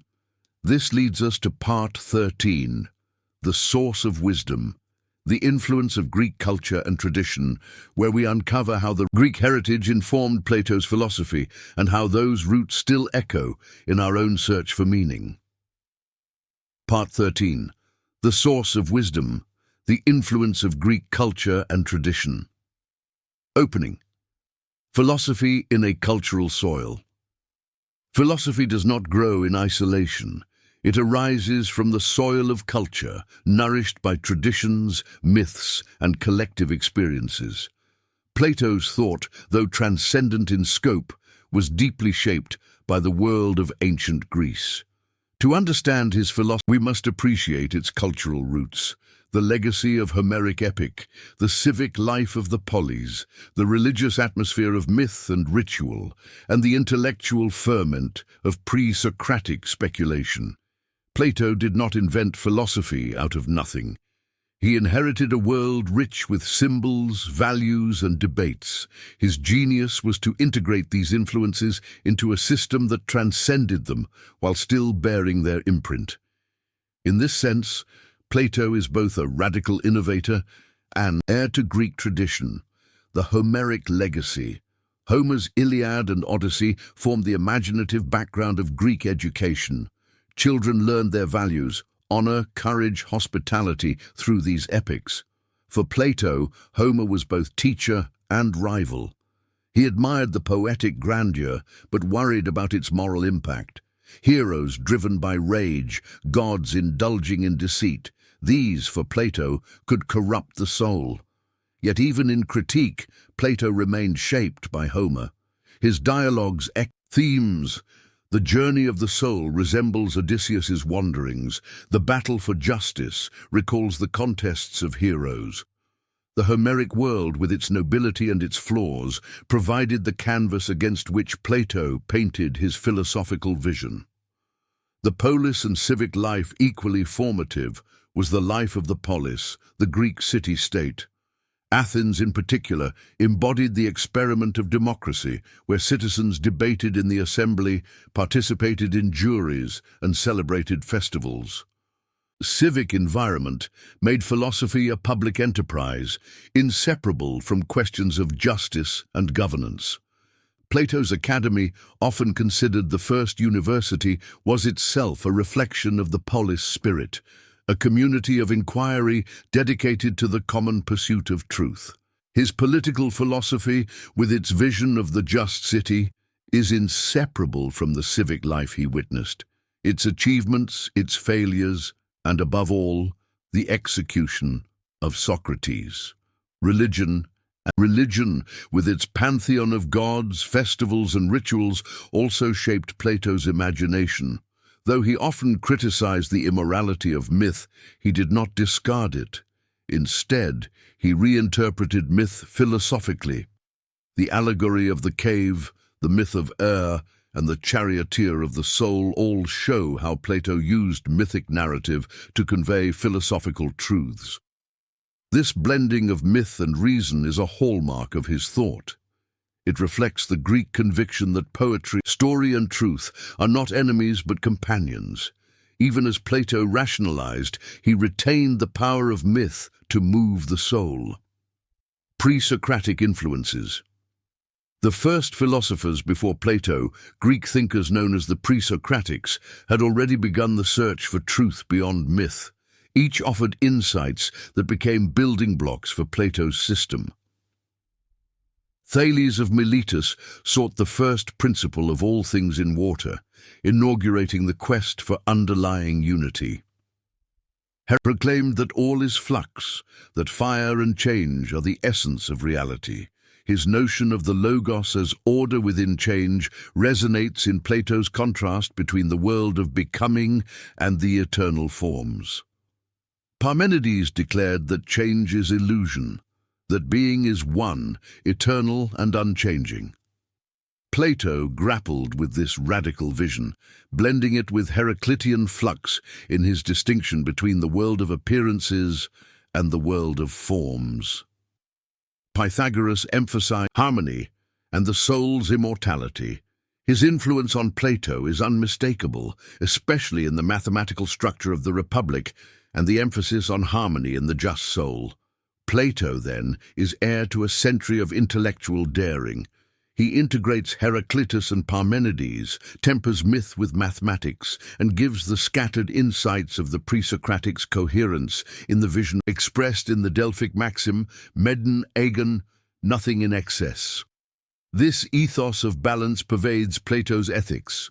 The just soul is neither ascetic denial nor indulgent excess, but harmony among reason, spirit, and appetite. The same value shapes his political vision.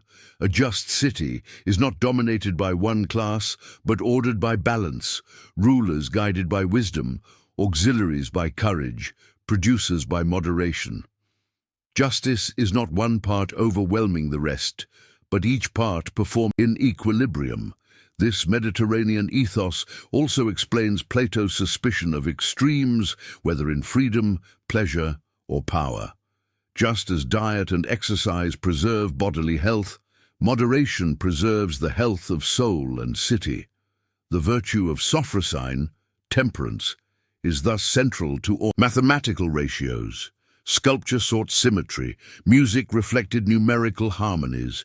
Plato absorbed this aesthetic into his metaphysics. The soul is just when its parts are in proportion. The city is just when each class is balanced.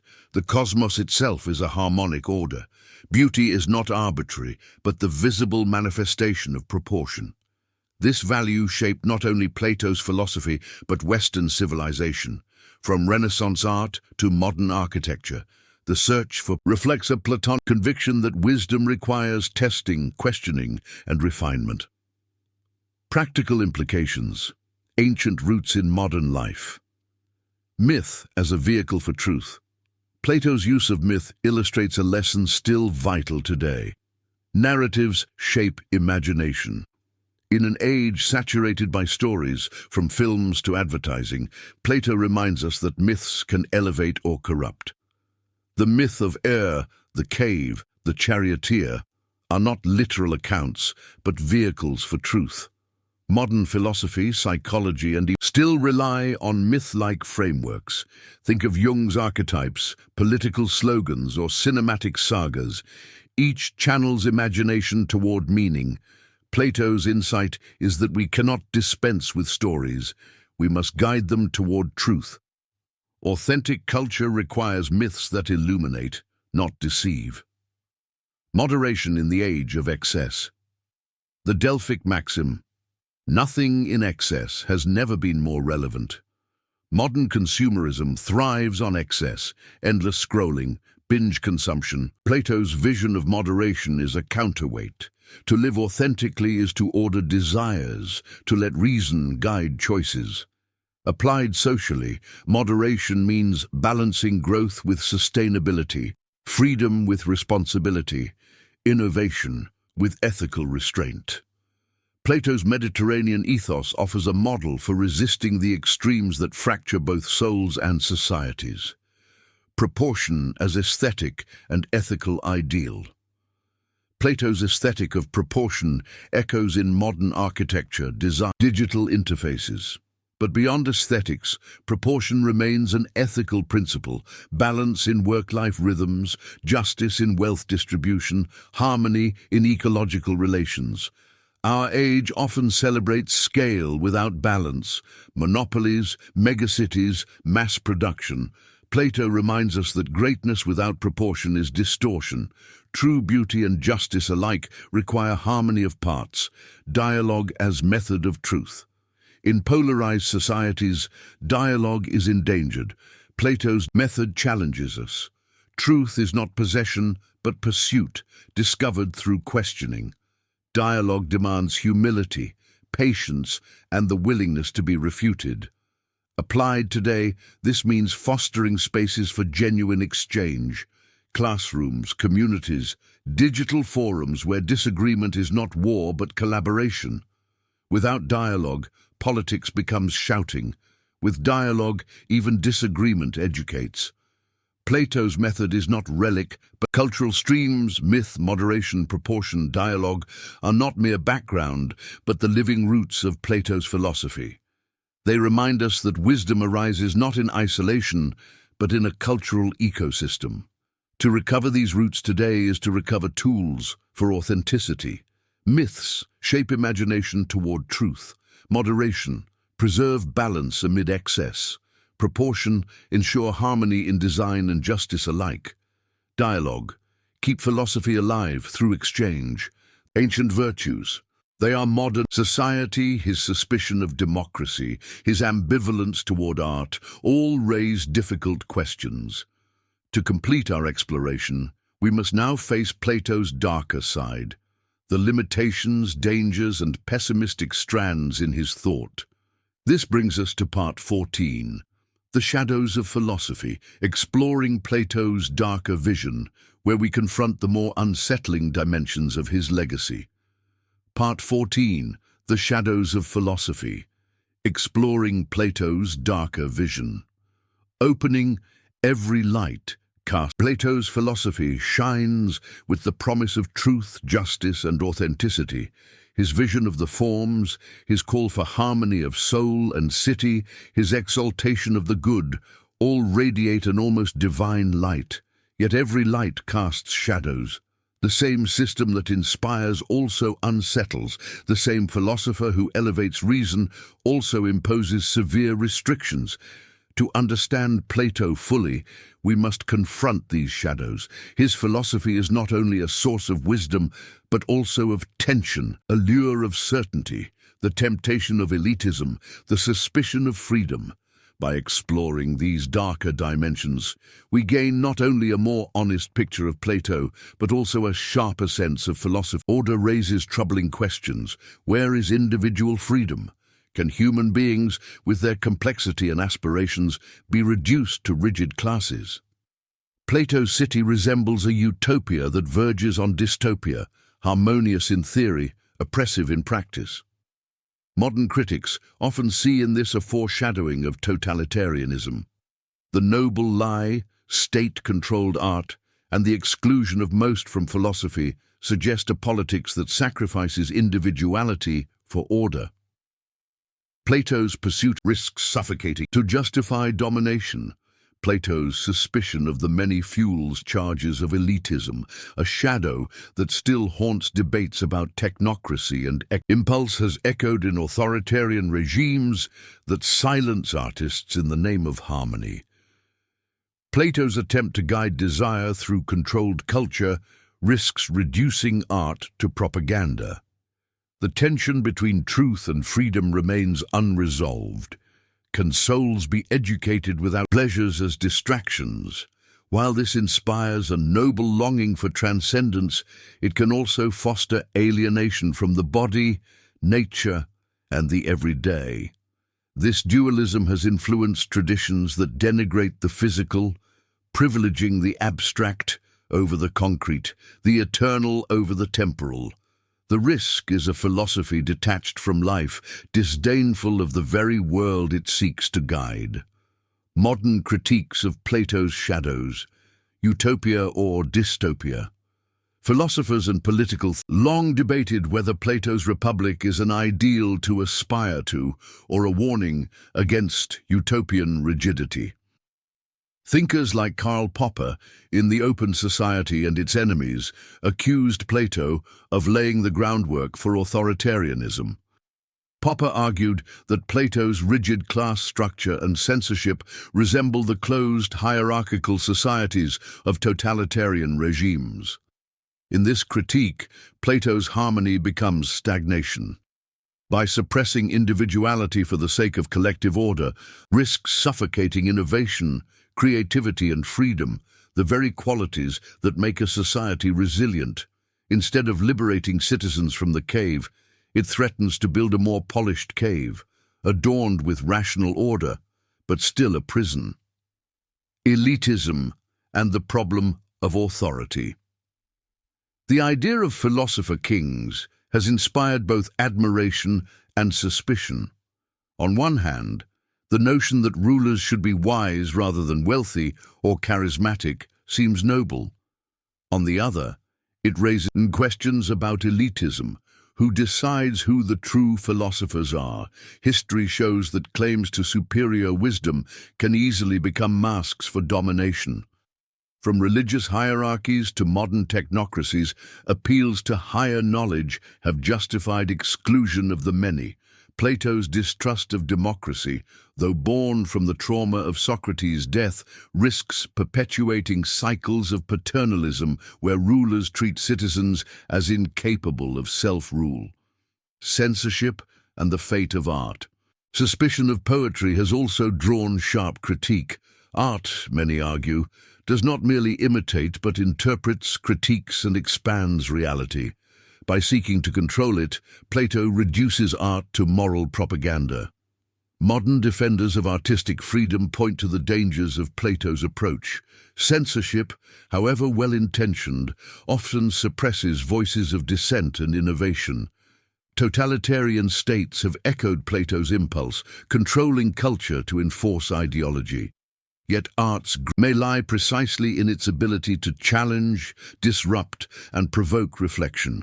Qualities that Plato feared, but that enrich democratic societies. Dualism and the denigration of the world.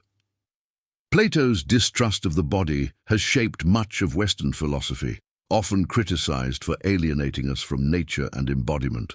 Critics argue that this dualism fosters a contempt for the physical world, privileging abstraction over experience. This shadow is visible in traditions that as sinful, sexuality as dangerous, or the earth as mere resource. Modern ecological and feminist thinkers often critique this Platonic legacy, calling for philosophies that honor embodiment, materiality, and interconnection, rather than censored art and demanded harmony at the expense of freedom reflect the dangers Popper warned about. While Plato cannot be blamed directly for later tyrannies, his philosophy reveals how the dream of perfect order can morph into oppression. Religious asceticism. Plato's dualism influenced Christian thought, especially in traditions that emphasize the soul's liberation from the body. While this inspired spiritual depth, it also fostered suspicion of physicality, sexuality, and life. The Platonic shadow thus lingers in theologies that struggle to reconcile spirit and body, heaven and earth. Intellectual elitism. Plato's exaltation of philosopher kings has echoed in the long history of intellectual elitism. Academics, clergy, or technocrats have often claimed superior wisdom as justification for ruling or advising rulers. While expertise is valuable, the Platonic shadow is the risk of condescension, of treating the many as incapable of reason, thereby keeping the light, guarding against the shadows. The challenge of reading Plato is not to embrace or reject him wholesale, but to discern. His vision of harmony, truth, and authenticity remains inspiring. Yet his shadows, rigidity, elitism, censorship, dualism, remind us of philosophy's dangers when abstract ideals ignore human complexity. To keep Plato's light, we must retain his insistence on wisdom as the guide of life. To guard against his shadows, we must temper that humility, plurality, and respect for freedom. Philosophy must aim at truth, but truth must be pursued in dialogue, not imposed. Reading softens the shadow of authoritarianism. The lesson is not that society must be rigid, but that harmony, whether in soul or city, requires each part to play its role. Modern societies can adapt this insight without replicating Plato's rigidity, seeking balance between institutions rather than fixed. Critique and renewal. A modern engagement with Plato would keep his concern for art's moral influence, but expand it. Rather than silencing art, we can encourage artistic freedom paired with critical education. Citizens can learn to appreciate beauty while discerning its influence, celebrating art that awakens truth and resisting art that enslaves desire. In this way, art becomes an ally of philosophy without being reduced to invites critique, but it also contains seeds for reconciliation. His vision of the soul's ascent can be reinterpreted not as rejection of the body, but as integration.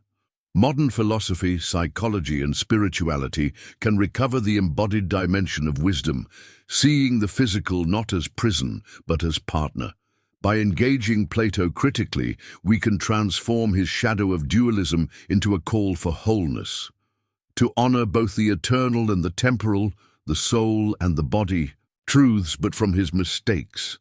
Plato teaches us even in his shadows how to think critically, to refine without rejecting, to discern light against his dangers. To end our journey, we must now step back and ask, what is Plato's enduring legacy? How do his insights, and even his shadows, remain relevant to our century?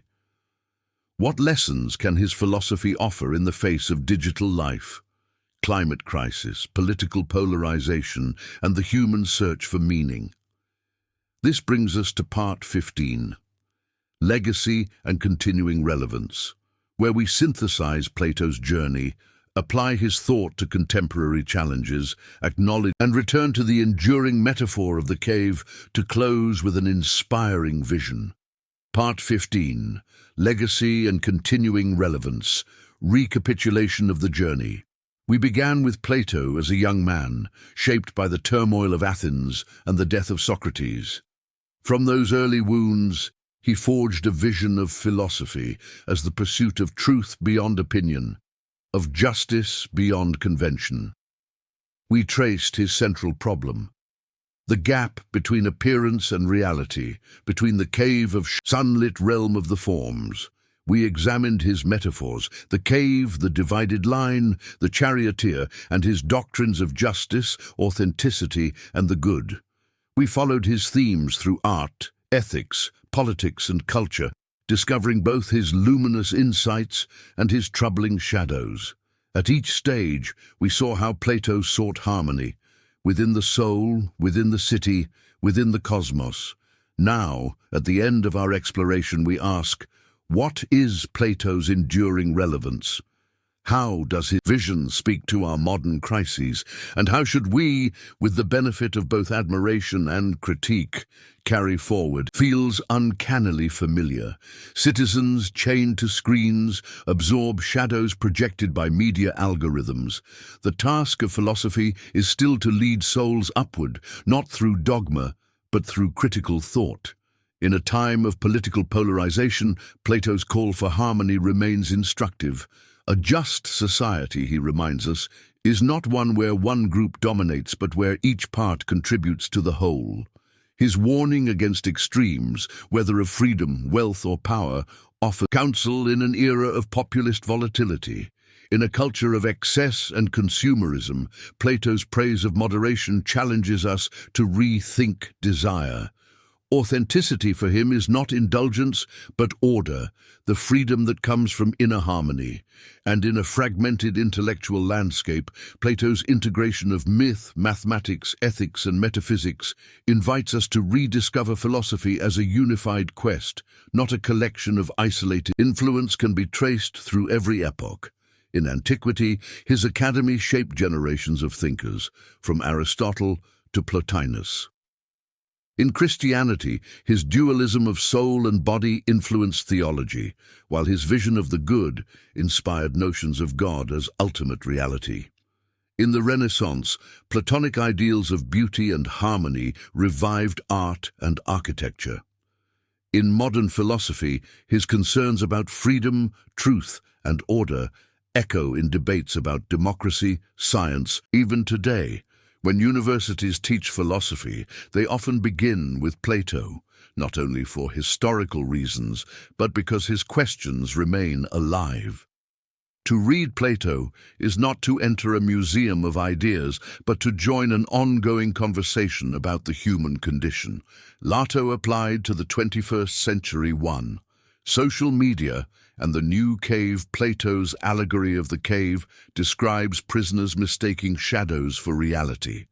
In the digital age, this metaphor feels prophetic. Social media platforms, curated images, viral content, and algorithmic feeds that shape perception. Users chained to their screens mistake popularity for truth, spectacle for wisdom. Plato would warn that this is not freedom, but captivity.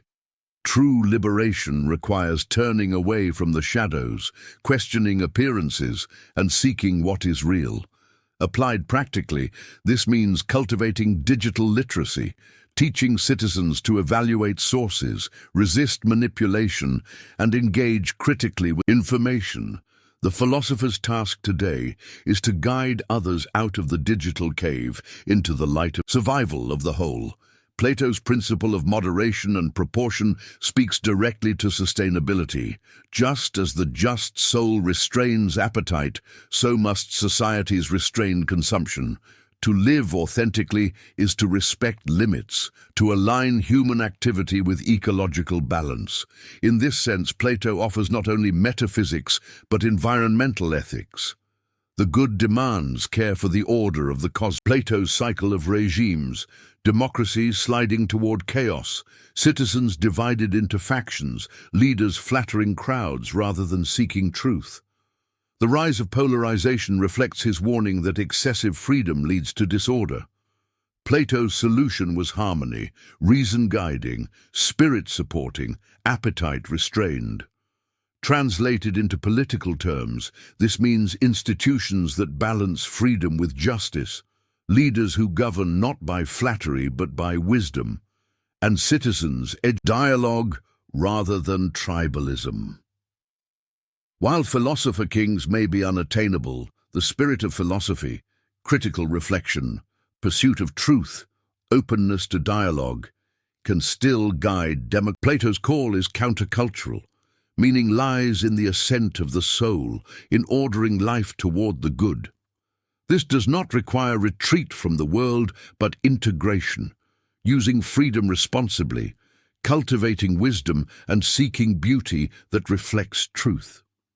His philosophy remains a guide for those adrift in the noise of modernity, offering not easy answers, but a path of modern problem.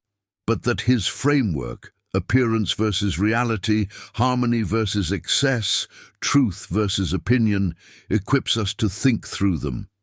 His philosophy remains a compass, reminding us that beyond the shadows lies a higher light, and that justice, beauty, and truth are not illusions, but realities worth striving for. A critical lens, Plato's limitations, the risk of elitism. One of the most persistent criticisms of Plato is his elitism, his distrust of democracy and Philosopher Kings suggests that ordinary citizens are incapable of wisdom. In a modern context, this is deeply problematic. Democracy, for all its flaws, embodies the dignity of every individual as a rational being. To privilege only a small elite risks disenfranchisement and paternalism. While Plato's concern for wisdom is valid, his political model underestimates the capacity of communities to deliberate, learn, and govern themselves. Modern societies must preserve his thoughtful leadership while rejecting the exclusion. Critics argue that justice must be embodied here and now, not merely contemplated in an ideal realm. Plato's vision reminds us of higher standards, but it must be grounded in the realities of social struggle, diversity, and creativity and affect are not distractions but integral to authenticity. In dismissing the poets, Plato undervalues the ways stories, music, and beauty shape wisdom. A richer philosophy must integrate rather than suppress the aesthetic dimension. Here, Aristotle and later thinkers balance what Plato. Ideal city prioritizes order over choice, guidance over self-determination.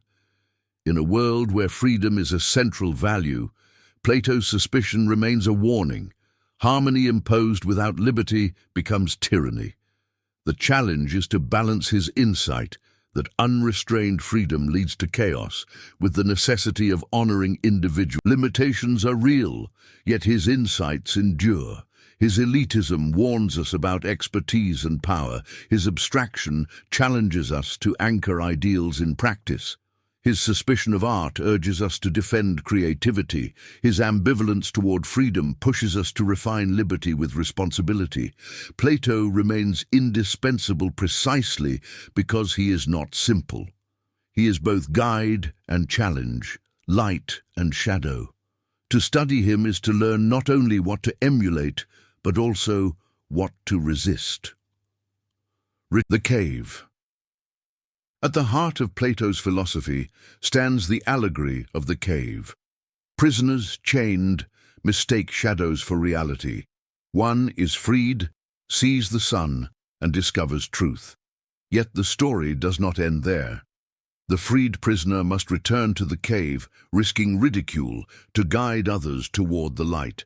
This myth encapsulates Plato's legacy. Philosophy is not escape, but responsibility. Truth is not for private enjoyment, but for public service. The task of the philosopher, ancient Athens or the digital age, is to return, to engage, to help others discern shadows from reality. In our time, the cave takes many forms. Screens glowing with curated illusions, ideologies that flatter rather than enlighten, desires that promise happiness but enslave. To live authentically is to turn toward the light, to see the world as it is, and to help others, to rise above appetite, to discipline the soul, to seek the eternal. He asks us to care for justice, to question appearances, to cultivate wisdom. Yet he also reminds us of the fragility of freedom. Socrates, his teacher, was executed by a democracy intoxicated by passion. Plato never forgot that lesson. Freedom without wisdom is perilous. For us, the challenge is to preserve liberty while nurturing the wisdom that sustains it. True freedom, in Plato's sense, is not doing please. It is aligning ourselves with the good, finding harmony within, and living authentically in the light of truth. This freedom is dignity, the recognition that we are more than shadows, more than appetites, more than roles. We are souls capable of reason, justice, and love of them. When we resist the seduction of illusions, we walk out of his cave. When we balance desire with reason, we enact his harmony. When we return to help others, we honor his demand of responsibility. To study Plato is not merely to admire a historical figure. It is to confront ourselves, to measure our lives against his questions, to discover what it means to live authentically but with a call to action. Philosophy is not finished, it is lived. The cave is not only an ancient parable but a modern reality. The ascent is not only for a few, but for all who dare to question. The message is this: turn toward the light, question appearances, seek justice, strive for harmony, cultivate wisdom, live authentically. And when you glimpse the truth, do not hoard it. Return to the cave, help others see, and build together a society more just, more balanced. Plato leaves us with both humility and hope. Humility, because the good always exceeds our grasp. Hope, because even shadows point toward light. His legacy is not only a philosophy but a promise that the examined life, though difficult, is worth living, and that the human soul, even in darkness, is capable of turning toward